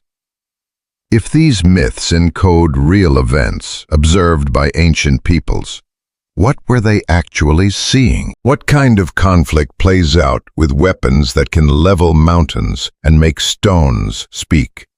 The myth of Ninurta and the Sharur, preserved in tablets from the early 2nd millennium BCE, describes a weapon unlike anything in the normal human arsenal. The Sharur could fly through the air, independently scout enemy positions, and report back to Ninurta. It could speak with a voice that terrified opponents. It could strike from a distance with enough force to shatter stone fortifications. The text describes Ninurta sending the Sharur ahead of his army, using it to soften enemy defenses before the main assault, treating it as both a weapon and an intelligence-gathering device. This is not how ancient peoples normally described weapons. Swords, spears, and bows were well understood, and myths involving human heroes used them straightforwardly. But divine weapons operated differently. They possessed capabilities that seemed impossible, yet were described with consistent detail across multiple texts, as if scribes were trying to document something they had witnessed or heard described but couldn't entirely comprehend. Inanna's weapons were equally mysterious. When she armed herself for battle, she didn't just pick up a sword and shield. She wielded the Mi themselves, those fundamental principles of civilization, as instruments of destruction. The texts describe her destroying cities not through sieges or assaults, but through a kind of power that caused walls to collapse and populations to flee. After these campaigns, the defeated cities were described as empty, devastated, in a way that sounded more like natural disasters than military conquests. The war between Enlil and Enki, though less directly violent, was depicted as a conflict of cosmic importance. Their differences over the fate of humanity, whether humans should be preserved or destroyed, who had the authority to make such decisions, played out in council debates, but also through the direct opposition of their power. When Enlil decided to bring the flood, Enki worked against him, warning Ziusudra and effectively sabotaging the attempted genocide.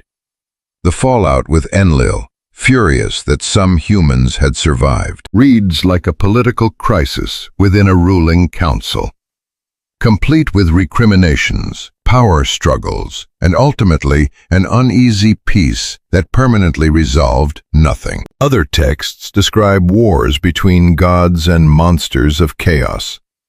Ninurta battling the Asag, a demon whose mere presence made the earth barren, whose body was composed of stone, and whose power corrupted the natural order. The battle is described in terms that sound like an environmental catastrophe, with landscapes destroyed, waters turning putrid, and the earth itself falling sick from the conflict. Ninurta's victory required not just defeating the Asag, but healing the land afterward, building dams to restore proper water flow, and performing rituals to cleanse the contamination. What are these myths describing?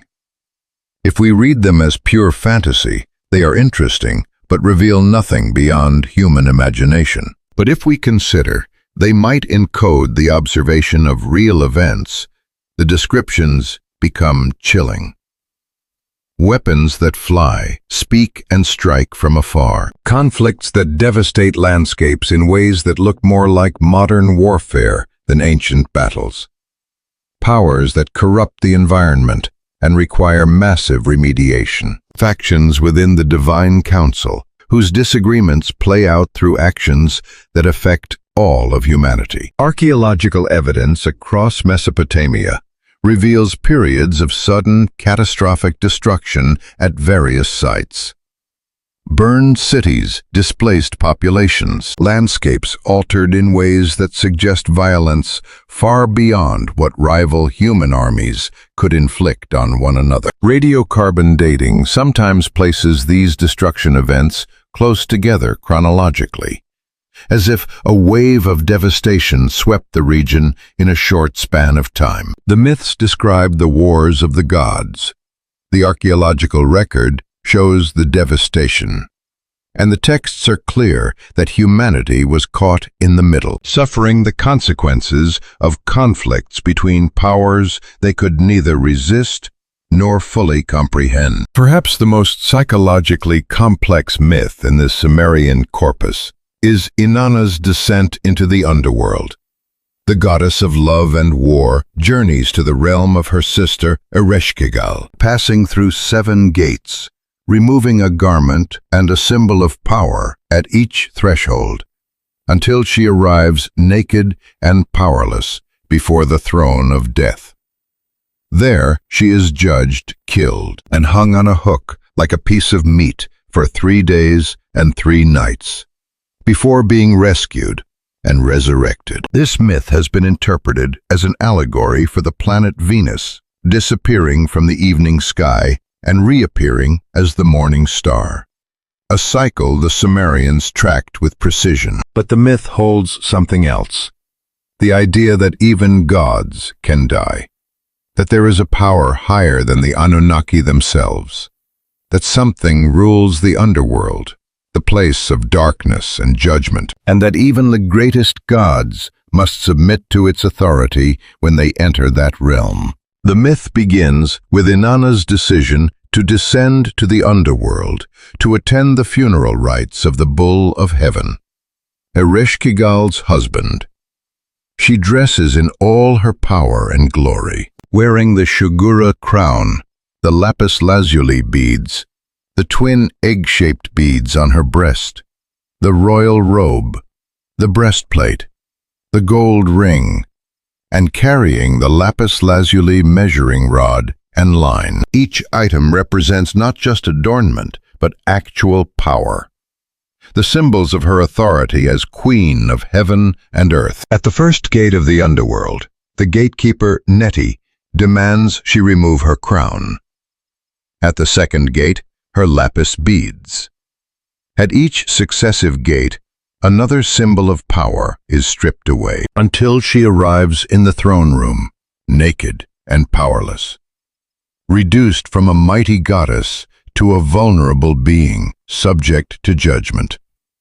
This progressive stripping is not just a symbolic humiliation. The text makes it clear that with each item removed, Inanna loses actual capability, actual authority, until she has nothing left to protect her. Ereshkigal, queen of the underworld, judges Inanna and finds her guilty.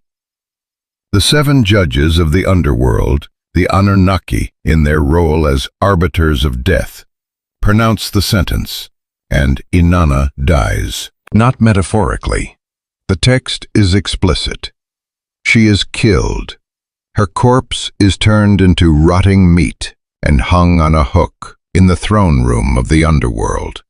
For 3 days and 3 nights, she hangs there dead, entirely cut off from her power and glory. It is only through the intervention of Enki, who creates magical beings from the dirt under his fingernails, that things change.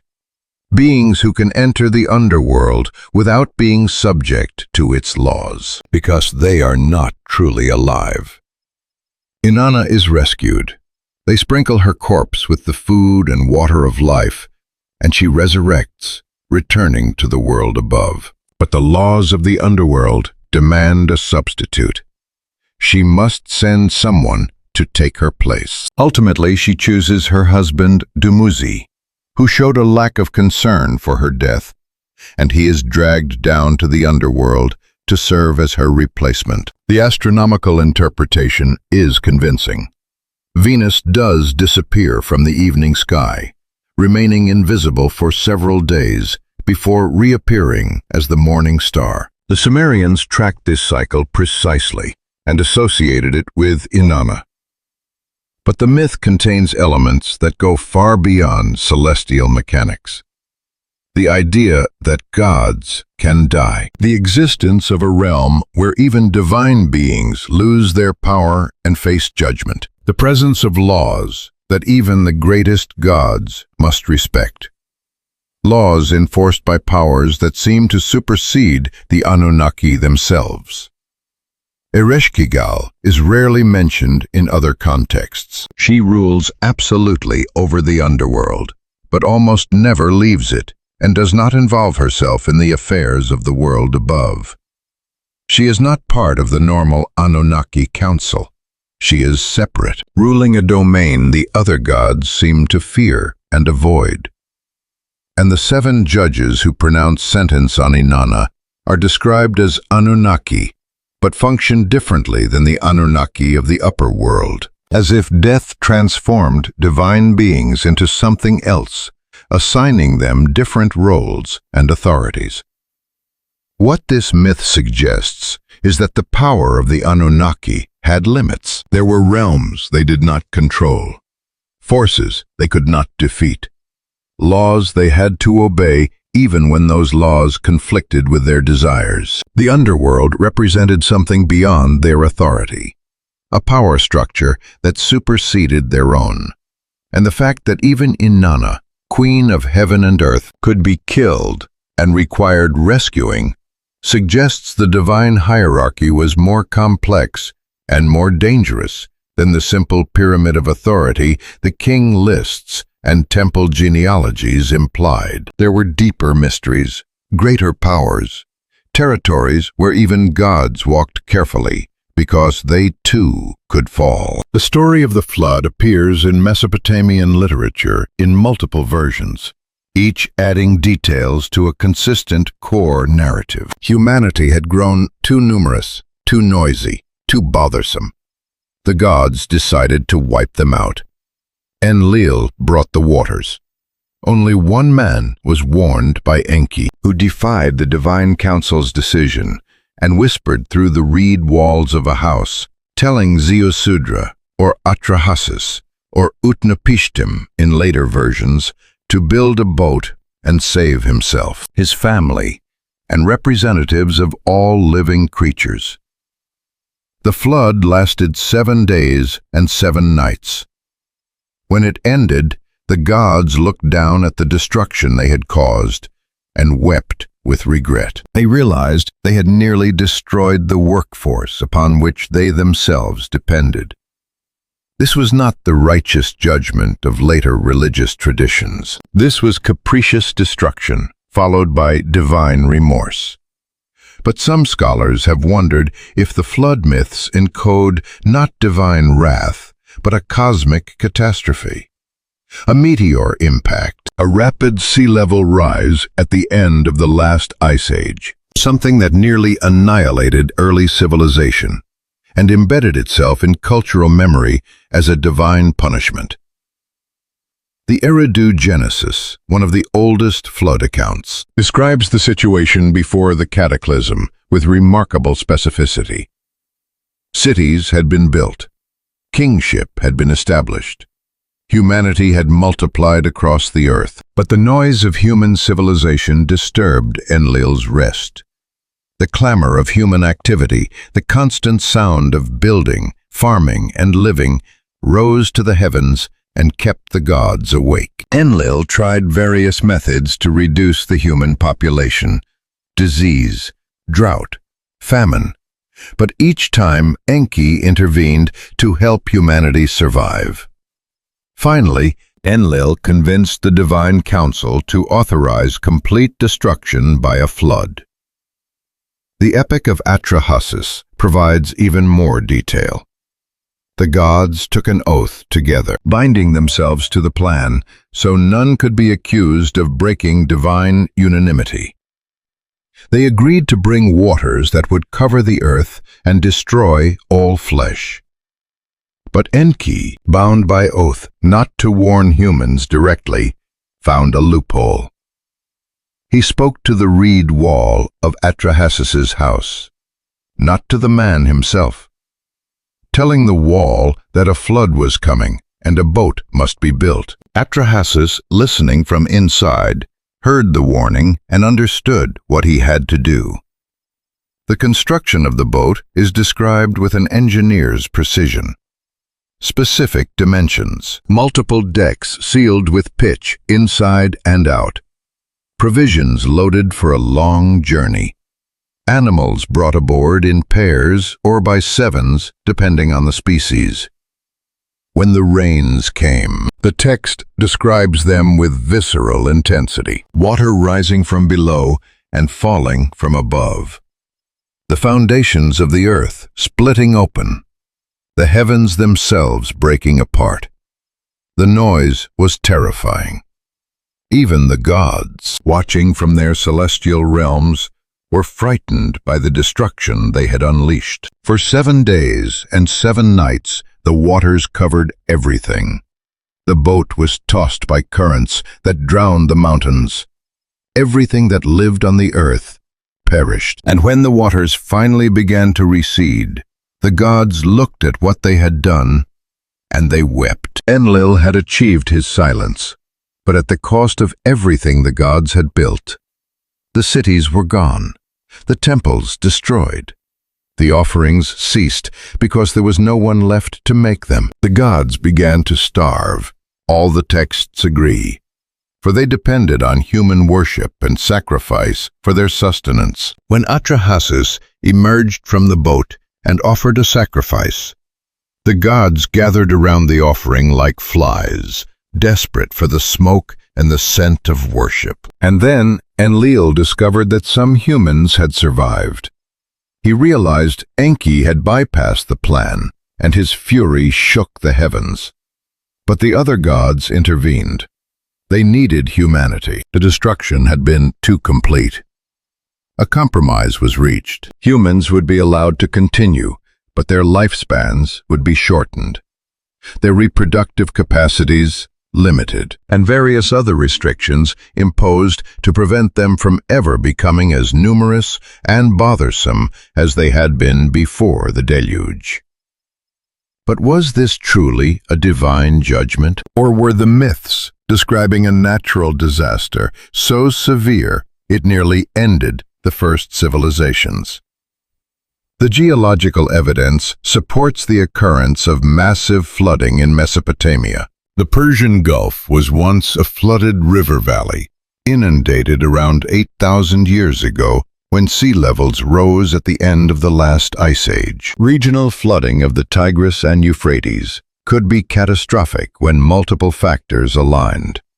Heavy rains, rapid snowmelt, storm surges from the Gulf. Archaeological excavations at Uruk and other sites have revealed thick layers of water-deposited sediment, separating earlier and later occupation levels. As if catastrophic floods really did occur and were seared into cultural memory. Some researchers have proposed even more dramatic scenarios: an asteroid impact in the Indian Ocean or the Persian Gulf, a massive tidal wave triggered by seismic activity, rapid glacial lake outbursts from Ice Age reservoirs. Any of these events could have produced flooding on a scale that would have felt like the end of the world to the inhabitants of the Mesopotamian floodplains. And such an event preserved through oral tradition for generations before being written down, could easily have been interpreted through the religious framework available to ancient minds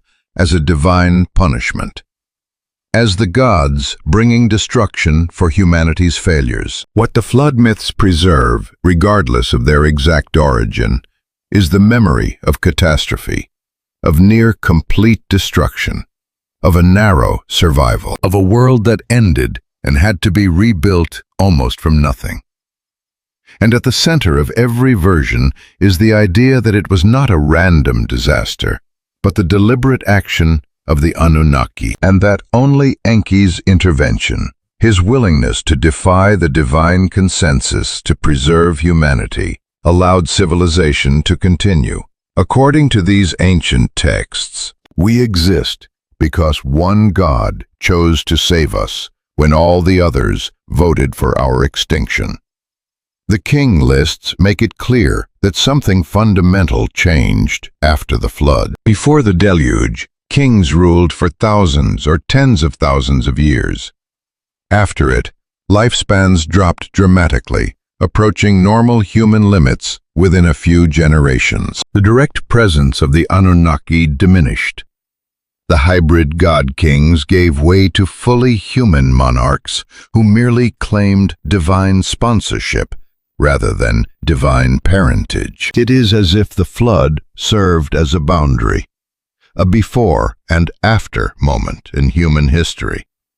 Before the gods walked the earth, hybrid rulers lived impossible lives. Divine intervention was direct. After human civilization continues, but without direct divine involvement, maintaining the rituals and knowledge systems, but growing further and further removed from their source. Something had been cut. The connection between heaven and earth had been severed, leaving humanity to carry on alone with only memories and clay tablets to remind them that once things had been different. The Sumerian king list explicitly divides history into two periods, before the flood and after the flood. The division is absolute and unquestioned across all versions of the text. Before the flood, kings with names like Alulim and Alaungar ruled for 28,800 and 36,000 years, respectively. These are not symbolic numbers meant to express a long time. They are recorded with the same bureaucratic precision used for counting grain and temple revenues, as if the scribes believed they were documenting a literal chronology. Then comes the flood, and when kingship descends from heaven again afterward, everything is different. The first post-flood king, Ushur of Kish, rules for 1,200 years, still incredibly long by modern standards, but a dramatic reduction from the antediluvian figures. The reigns of his successors grow progressively shorter. 900 years, 600 years. Within a few generations, the numbers approach what we might consider plausible for exceptionally enduring, but strictly human leaders. By the time we reach historical kings, whose reigns can be verified by contemporary records, the numbers align with normal human lifespans. This pattern is not random variation. It is a systematic decrease, as if a factor that allowed for extreme longevity was removed or exhausted after the flood. The texts themselves attribute this to a divine decision, the gods limiting human lifespans as part of the compromise that allowed humanity to survive. But what mechanism might produce such a pattern?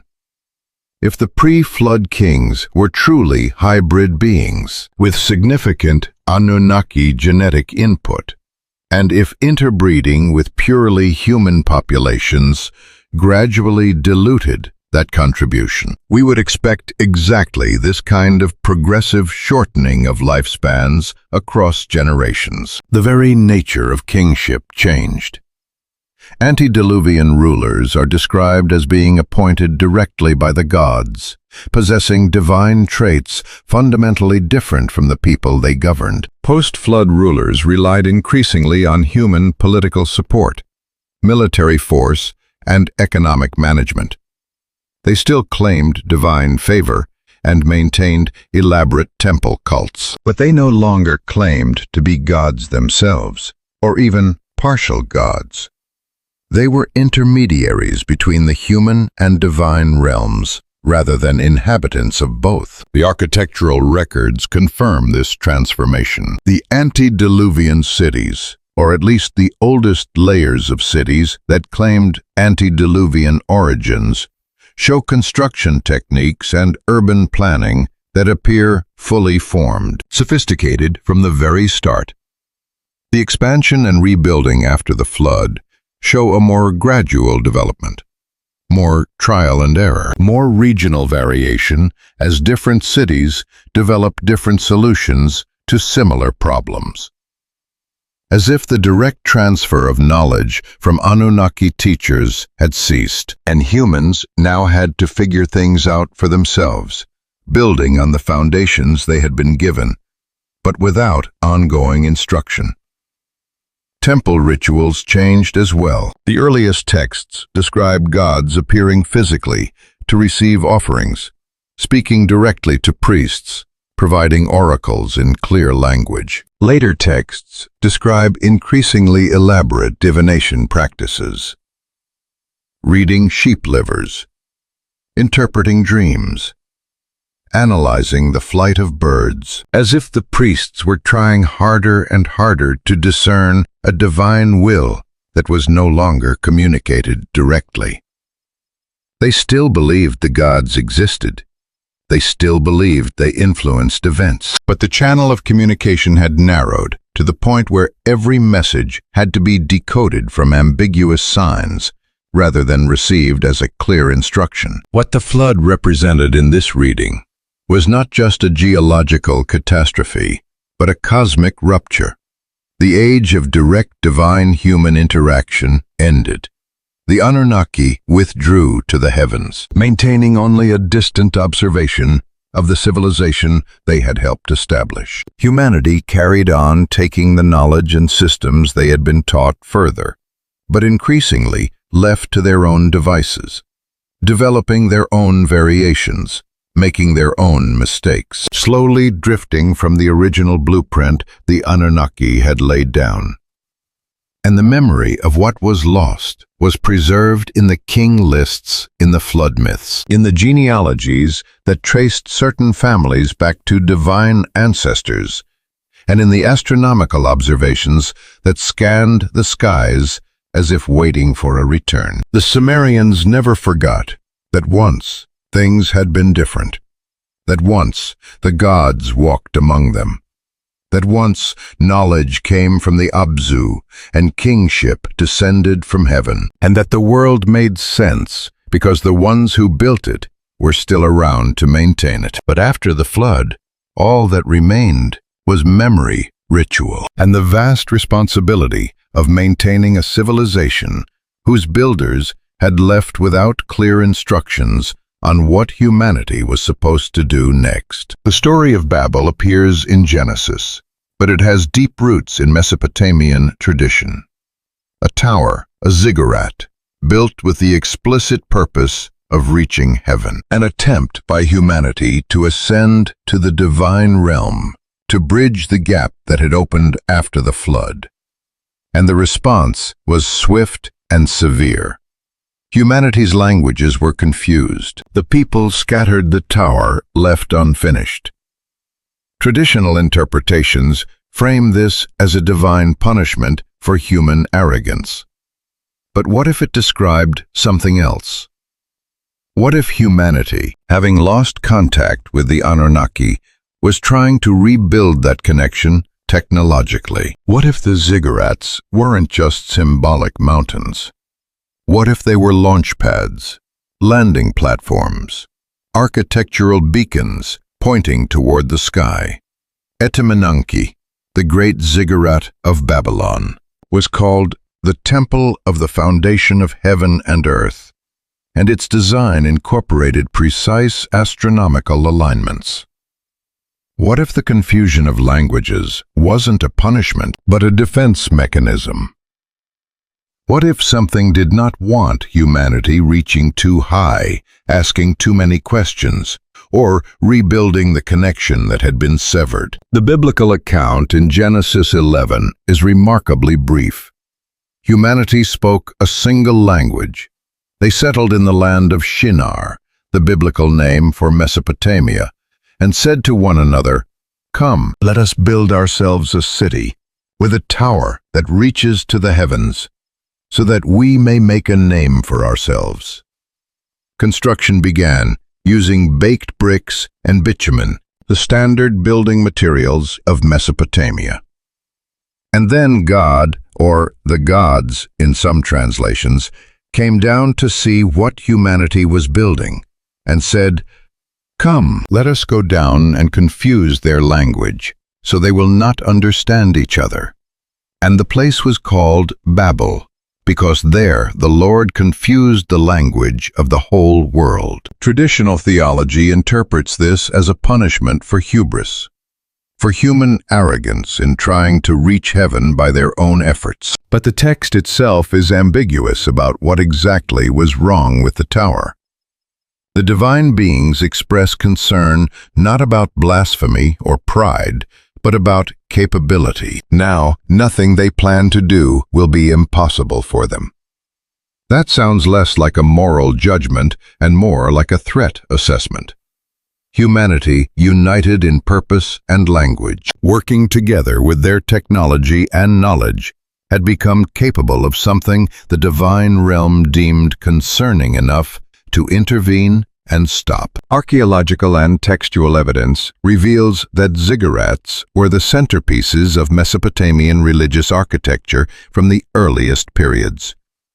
They were not just symbolic structures, they were massive engineering projects, some rising over 130 feet into the sky, built with precise astronomical alignments, incorporating internal chambers and external staircases, designed with a mathematical sophistication that required advanced knowledge of engineering and geometry. The ziggurat, excavated by Leonard Woolley in the 1920s, showcased construction techniques that created stable platforms capable of supporting enormous weight while resisting erosion and earthquake. Damage for thousands of years. Anunnaki, the great ziggurat of Babylon, was almost certainly the historical basis for the Tower of Babel story. Ancient sources describe it as a 7-tiered tower with a temple at its summit, oriented to the cardinal directions, incorporating ritual chambers at various levels, all connected to an elaborate temple complex at its base. The name Anunnaki means Temple of the Foundation of Heaven and Earth, suggesting it was understood as a connection point between realms, a place where the boundary between the divine and human worlds could be crossed. Cuneiform tablets describe the function of ziggurats in ways that go beyond mere worship. They were called the link between heaven and earth, places where the gods could descend when visiting the human realm. The temples at the summit contained beds and dining tables, as if to accommodate divine visitors who would need rest and sustenance. Rituals performed on the ziggurats often involved priests ascending to the top to perform ceremonies meant to attract divine attention, to signal that they were ready for contact, to maintain the connection between earth and sky. What if the story of Babel preserved the memory of humanity's attempt to rebuild communication with the departed Anunnaki? After the flood, after the withdrawal of direct divine presence, humans may have tried to recreate the conditions under which contact had previously occurred, building taller and taller structures. incorporating astronomical alignments to signal their position and readiness, using all the knowledge they had been taught to construct a gateway that might allow the return of those who had left. And what if the confusion of tongues was not a divine punishment, but a defensive measure by the power that had replaced or superseded the Anunnaki? By fragmenting human language and scattering populations, the ability to coordinate large-scale projects requiring sophisticated knowledge transfer was disrupted. Humanity could maintain local civilizations, could continue using the technologies they had been taught, but they could no longer unite in the kind of coordinated effort that might actually succeed in re-establishing contact with powers that had chosen to withdraw. The fact that this story appears in the Hebrew tradition, which developed much later, and in a different cultural context than Sumerian civilization, suggests it preserved the memory of something significant enough to be passed down across cultures and centuries. The tower that reached too high unified humanity becoming too capable. The intervention that scattered them and ensured they could never coordinate on that scale again. And the unfinished monument standing as a reminder that some boundaries are enforced with power. Some connections are meant to stay severed, and some knowledge is not meant to be retrieved. The Book of Enoch describes the Watchers, 200 angels who descended on Mount Hermon, teaching humanity knowledge that was explicitly forbidden. Azazel taught men to make swords, knives, shields, and armor, and taught women to beautify themselves with cosmetics and jewelry. Semyaza taught enchantments and root-cutting. Armaros taught the resolving of enchantments. Barakiel taught astrology. Gokabil taught the constellations. Ezekiel taught the knowledge of the clouds. These were not benevolent gifts. This was a violation of divine law, the sharing of knowledge humanity was not meant to possess. The text makes it clear that these teachings corrupted humanity, leading to violence, vanity, and attempts to manipulate natural and supernatural forces beyond human understanding. The Watchers were bound in the valleys of the earth until the day of judgment, and the flood was sent to cleanse the world of the corruption their teachings had caused. But here is the unsettling question. Who decided this knowledge was forbidden? Who set the limits on what humanity was allowed to know? And what happened to that authority structure when the Anunnaki themselves disappeared?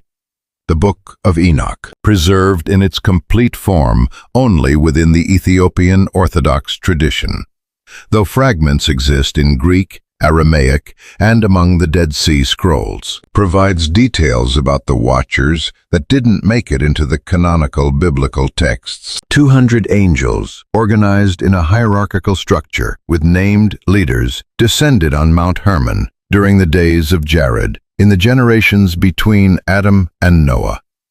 They swore an oath together, mutually binding themselves to their plan, so no individual could be held solely responsible for the transgression they were about to commit.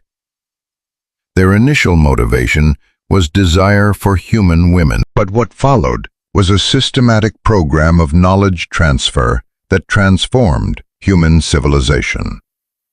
The text is explicit that this knowledge was forbidden, that it violated divine law, that it gave humans capabilities they were not supposed to have.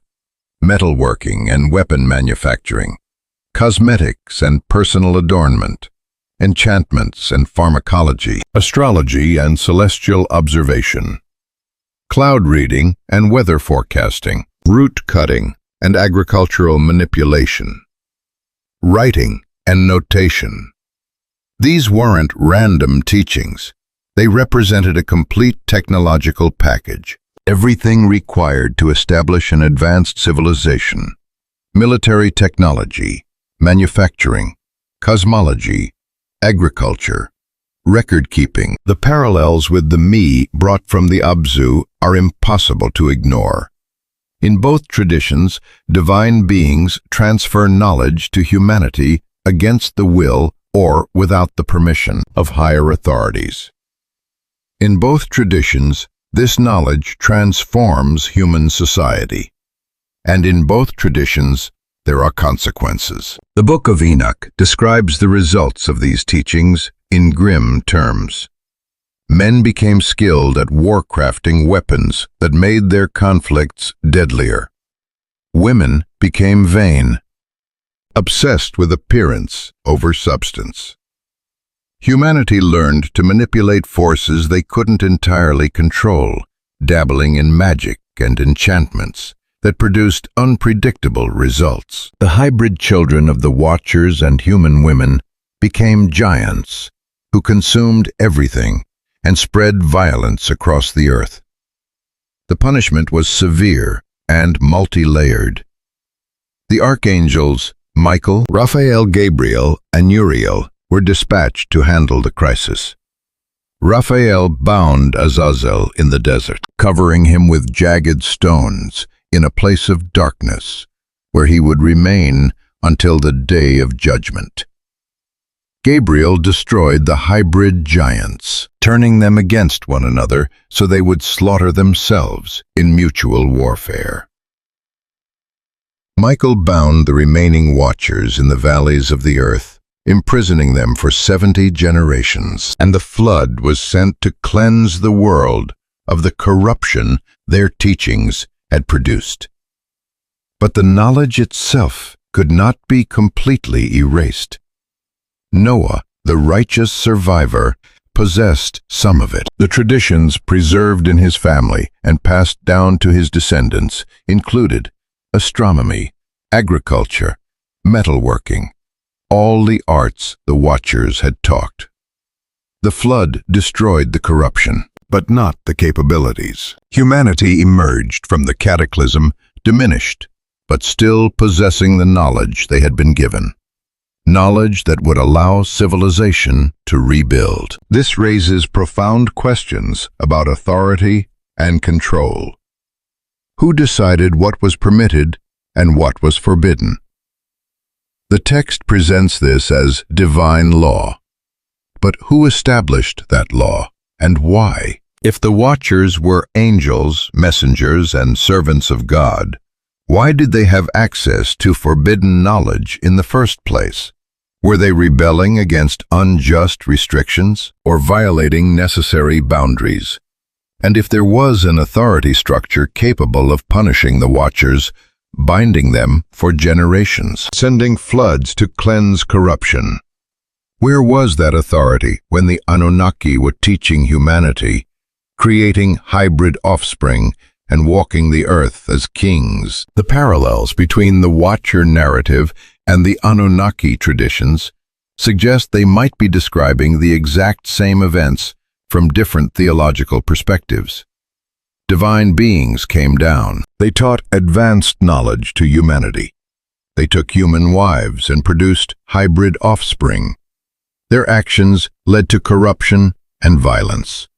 A flood was sent that nearly destroyed humanity. The divine beings were removed from direct contact with humanity. The connections are too specific to be mere coincidence. But there is a crucial difference. The Book of Enoch frames the Watchers' teachings as a transgression against a higher authority, which then intervened to stop them. The Sumerian texts frame the Anunnaki's teachings as their prerogative, as the creators and rulers of humanity. One narrative describes a punished rebellion. The other describes exercised authority. Which framework is correct, or are they both attempts to explain the same sequence of events? Divine knowledge transfer, followed by catastrophe, followed by divine departure, through different cultural and theological lenses. And if there truly was a higher authority that judged and punished the Watchers for teaching humanity forbidden knowledge, what happened to that authority? Why did it intervene so severely only once, and then seemingly retreat, leaving humanity to develop on its own? The tablets and texts describe the departure of the Anunnaki, but they don't describe what replaced them, nor what continued to govern the cosmic order they left behind. The silence is unsettling, as if something stepped in forcefully once, then stepped back to watch what humanity would do with the knowledge we had received, and the memory of what had been taken away. In Babylonian mythology, which evolved from Sumerian tradition following Babylon's rise as a political power, a new god ascends to supremacy. Marduk, the patron deity of Babylon, defeats the primordial chaos goddess Tiamat in a cosmic battle and fashions the world from her body. He takes the tablet of destinies from her champion and becomes the supreme ruler of heaven and earth. The older Anunnaki, including Anu and Enlil, bow before him and acknowledge his authority. This was not a gradual theological evolution. The Enuma Elish, the Babylonian creation epic, describes a violent cosmic revolution, a changing of the guard, a new power structure imposed by force. And here is what's interesting. The Enuma Elish was written around 1200 BCE, much later than the Sumerian texts. It describes events taking place in the deep time of mythology, but it was composed during a period of massive political and cultural upheaval in Mesopotamia. Was this pure political propaganda, elevating the god of Babylon to supremacy, to mirror the city's political dominance? Or was it recording in mythological language a genuine shift in the cosmic hierarchy the Anunnaki represented? The Enuma Elish, found in the library of Ashurbanipal at Nineveh and first translated by George Smith in 1876, tells a radically different story from the Sumerian creation accounts, where the older texts describe the Anunnaki as a stable hierarchy with Anu at the top and various gods serving specialized functions. The Elish describes a cosmic revolution and a violent succession. In the beginning, according to this text, there was Apsu, the fresh water, and Tiamat, the salt water. And from their mingling, the first gods were born. But these gods were noisy and disruptive, preventing Apsu from resting. He decided to destroy them.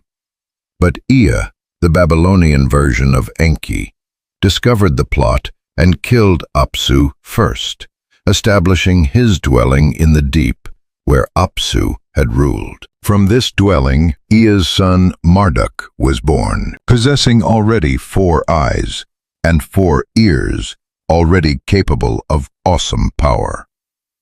Tiamat, enraged by the death of her mate, created an army of monsters to destroy the younger gods. She appointed Kingu as her champion and gave him the tablet of destinies, conferring supreme authority.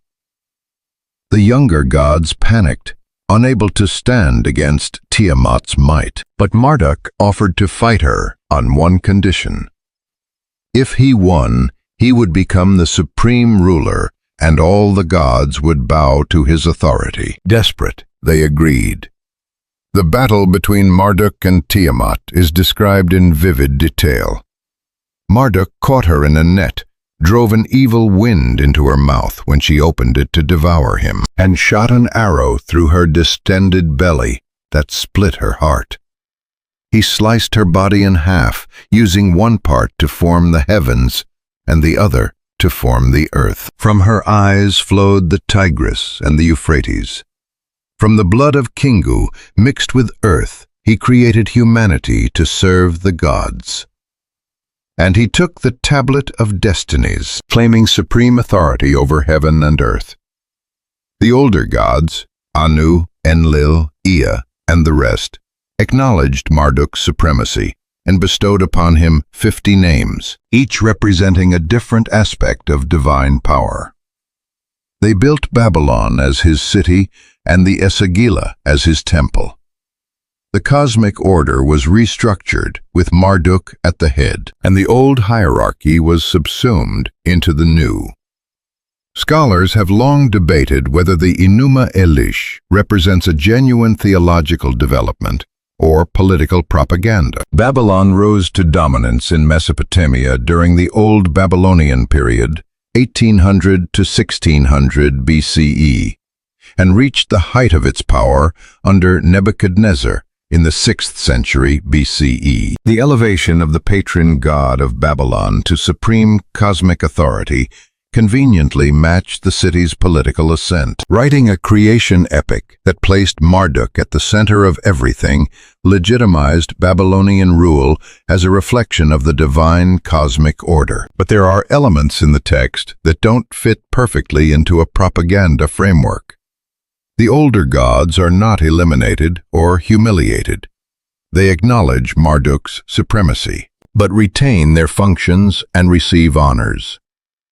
The cosmic battle is not framed as good versus evil, but as order versus chaos. Marduk establishing structure and system where there was previously conflict and disorder. And the text was composed and preserved by priests who maintained continuity with the older Sumerian traditions, who preserved and copied the ancient texts, even while elevating their own city's god. What if the Enuma Elish described in mythological language a real shift in the cosmic hierarchy?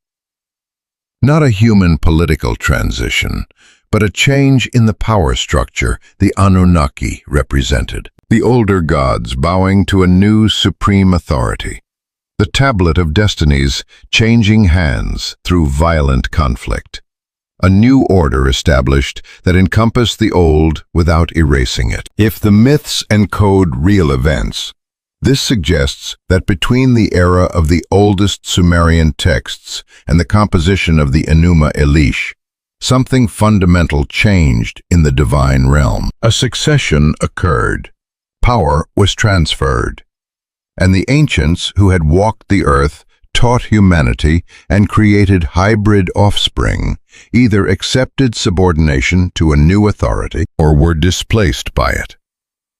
The timeline is suggestive. The Enuma Elish was composed after the Anunnaki had already withdrawn from direct contact with humanity.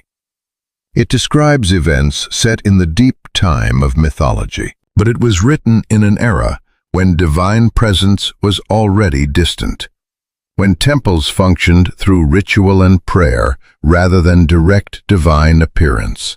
Was it recording the reason for that withdrawal? Was Marduk's ascent tied to the departure of the older gods? Did something happen in the divine hierarchy that ended the era of direct intervention and ushered in the age of distant worship? The parallels between Mesopotamian and Greek mythologies have fascinated scholars for a long time.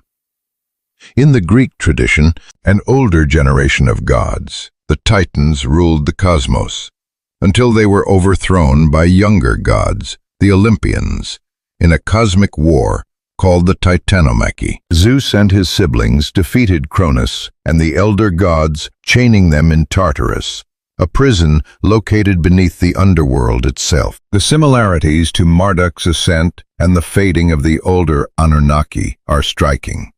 Both narratives describe a generational conflict between divine beings. Both involve the overthrow of an old order and the establishment of a new one.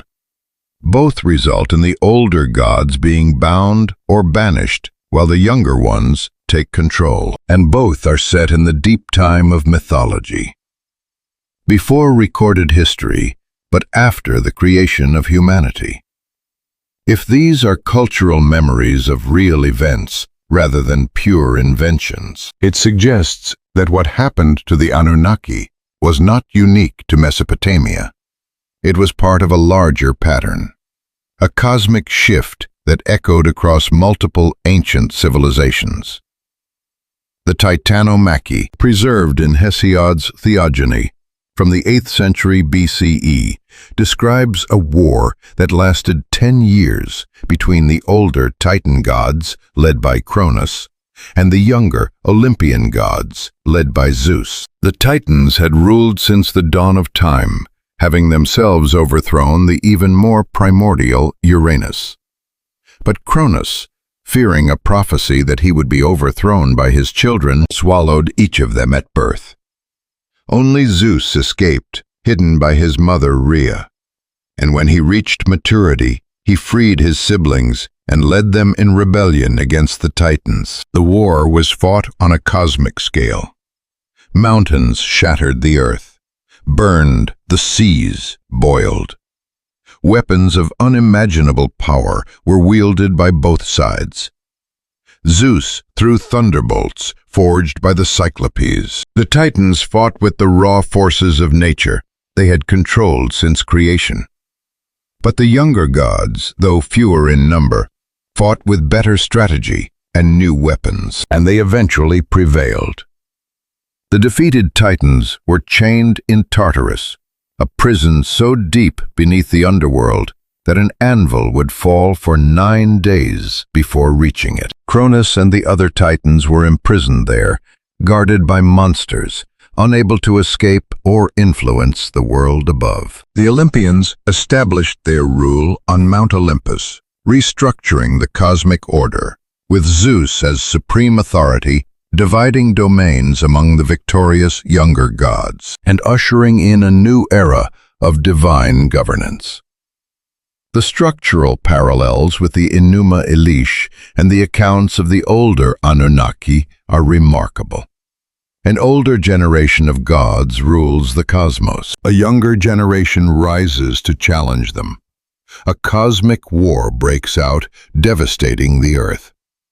The younger gods win through superior weapons or strategy. The older gods are defeated, but not destroyed. Instead, they are bound or imprisoned. A new cosmic order is established with the victorious younger generation in charge. These parallels appear across cultures separated by vast distances and significant stretches of time. Mesopotamian Hebrew and Greek traditions all preserve versions of divine succession through conflict.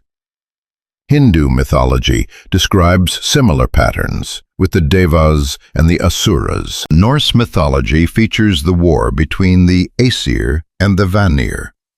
Egyptian mythology holds echoes of it in the conflicts between Osiris, Set, and Horus. This consistency suggests either a widespread cultural diffusion of mythological motifs, or, more unsettlingly, the independent preservation of shared memories. Different cultures recording the exact same sequence of events through their own religious frameworks.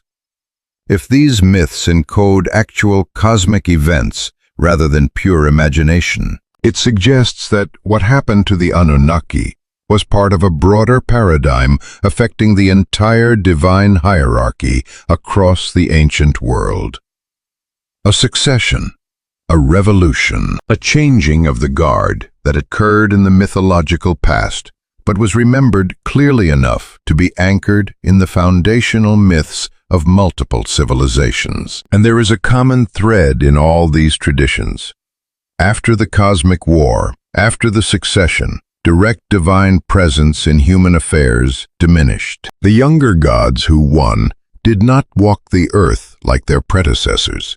They ruled from distant heavens, intervening occasionally, but no longer living among humans, no longer teaching directly, no longer creating hybrid offspring, no longer establishing dynasties.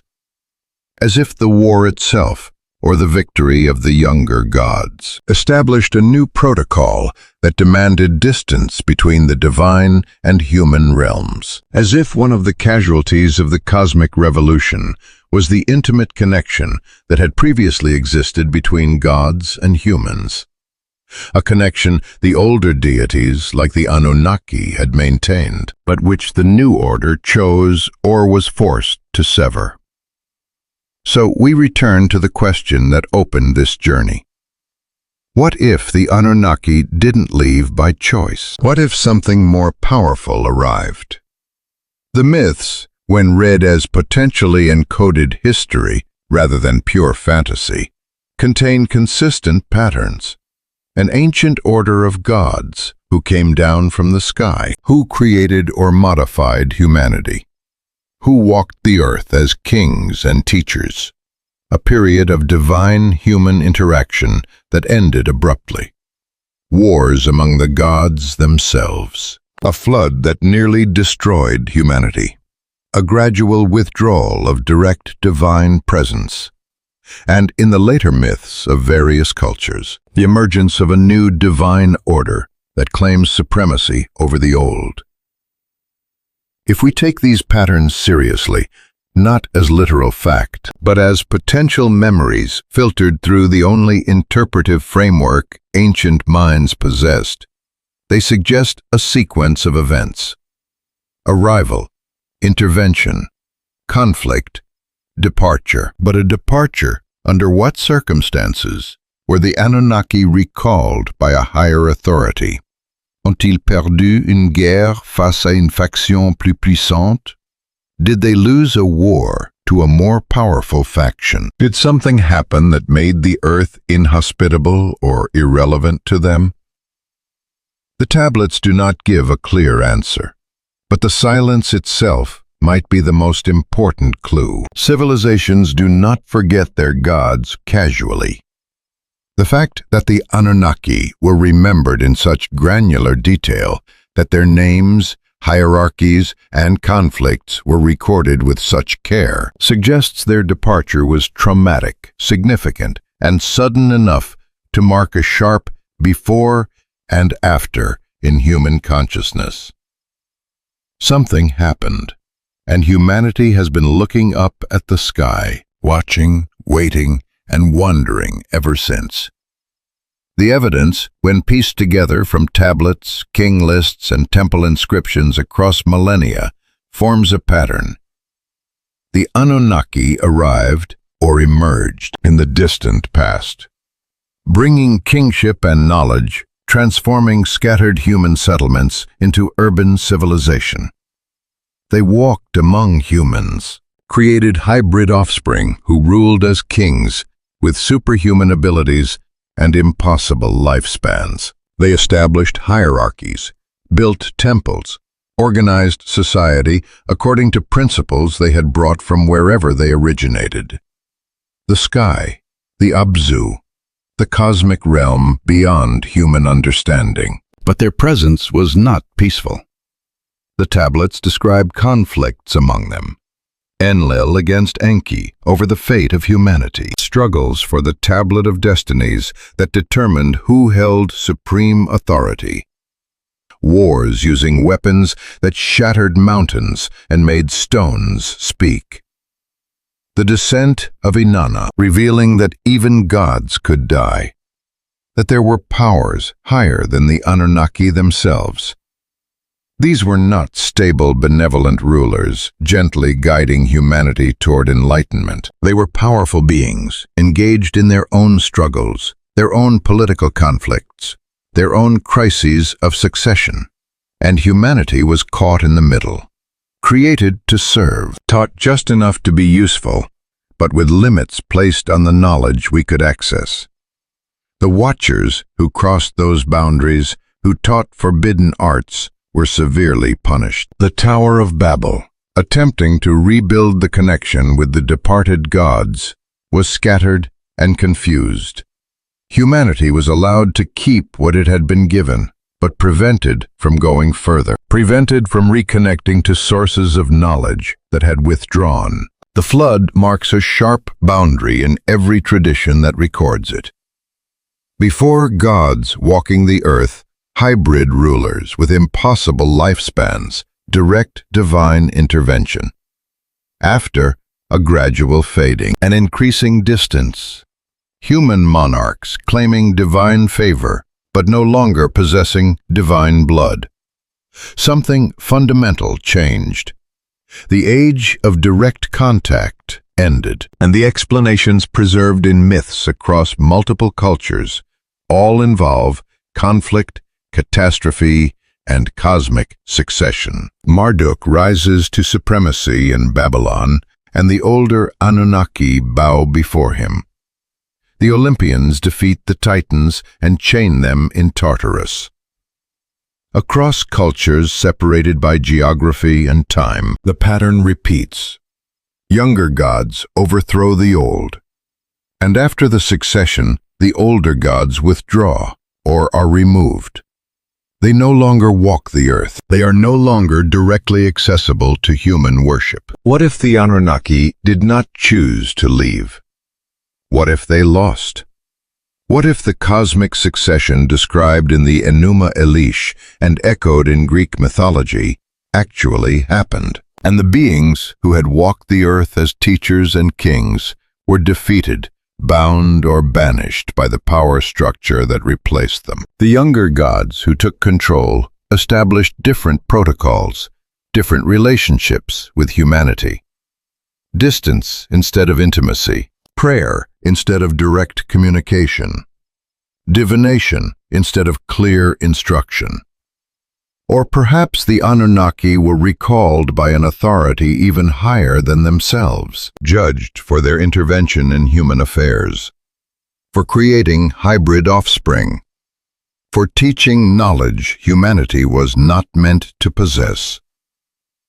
The Watchers were chained in the valleys of the earth. Perhaps the Anunnaki faced a similar judgment, stripped of their positions, barred from continuing their direct involvement with the civilization they had helped establish. Or perhaps something happened that made the earth irrelevant or inaccessible to them. A cosmic shift that closed whatever pathways they had used to travel between their realm and ours. A change in conditions that made their presence here unsustainable or dangerous. The astronomical obsession that followed their departure suggests the Sumerians were watching for their return, tracking planetary movements with a desperate precision, as if hoping to catch the signs that would indicate the pathways were opening once again. The tablets do not provide definitive answers. They provide fragments, patterns, memories preserved through religious frameworks that attempted to make sense of events beyond their author's full comprehension. But the silence itself is telling. The careful preservation of names, hierarchies, and genealogies. The continued worship in temples built for gods who no longer appeared. Astronomical observations maintained for generations, scanning skies that remained empty of everything except the stars and planets tracing their ordered paths. Civilizations do not forget their gods without a reason. The fact that the memory of the Anunnaki persisted for thousands of years, that their stories were copied and recopied, their temples maintained and rebuilt, suggests their presence mattered immensely, and their departure left a void that subsequent generations desperately tried to fill through ritual observation and hope. What happened? The evidence points to a rival intervention conflict and departure. But the circumstances of that departure remain cloaked in the mythological language of cosmic war, divine judgment, and catastrophic floods. Something ended the era of divine-human interaction. Something removed or withdrew the Anunnaki from direct contact with the civilization they had created. And humanity was left alone to carry on, maintaining the knowledge we had been given, preserving the memory of those who had taught us, watching the skies in case they might return, and wondering what we had done or what had happened to make the gods fall silent and the heavens close. So as you drift toward sleep tonight, somewhere between dream and history, think of the ancient scribes, pressing warnings and memories into wet clay by the light of a lamp, knowing they would never see the future they were trying to preserve. They recorded what they had witnessed, or what had been passed down to them through generations of careful remembering. The names of gods who walked the earth, the hierarchies of beings who descended from the sky, the conflicts that shook the mountains and changed the course of human civilization. And then the silence, the withdrawal, that long age of watching and waiting that continues even now. Today the tablets rest in museum cases behind protective glass, their cuneiform marks still holding questions we are only just beginning to ask, in ways that might lead to answers. But perhaps that is how it must be.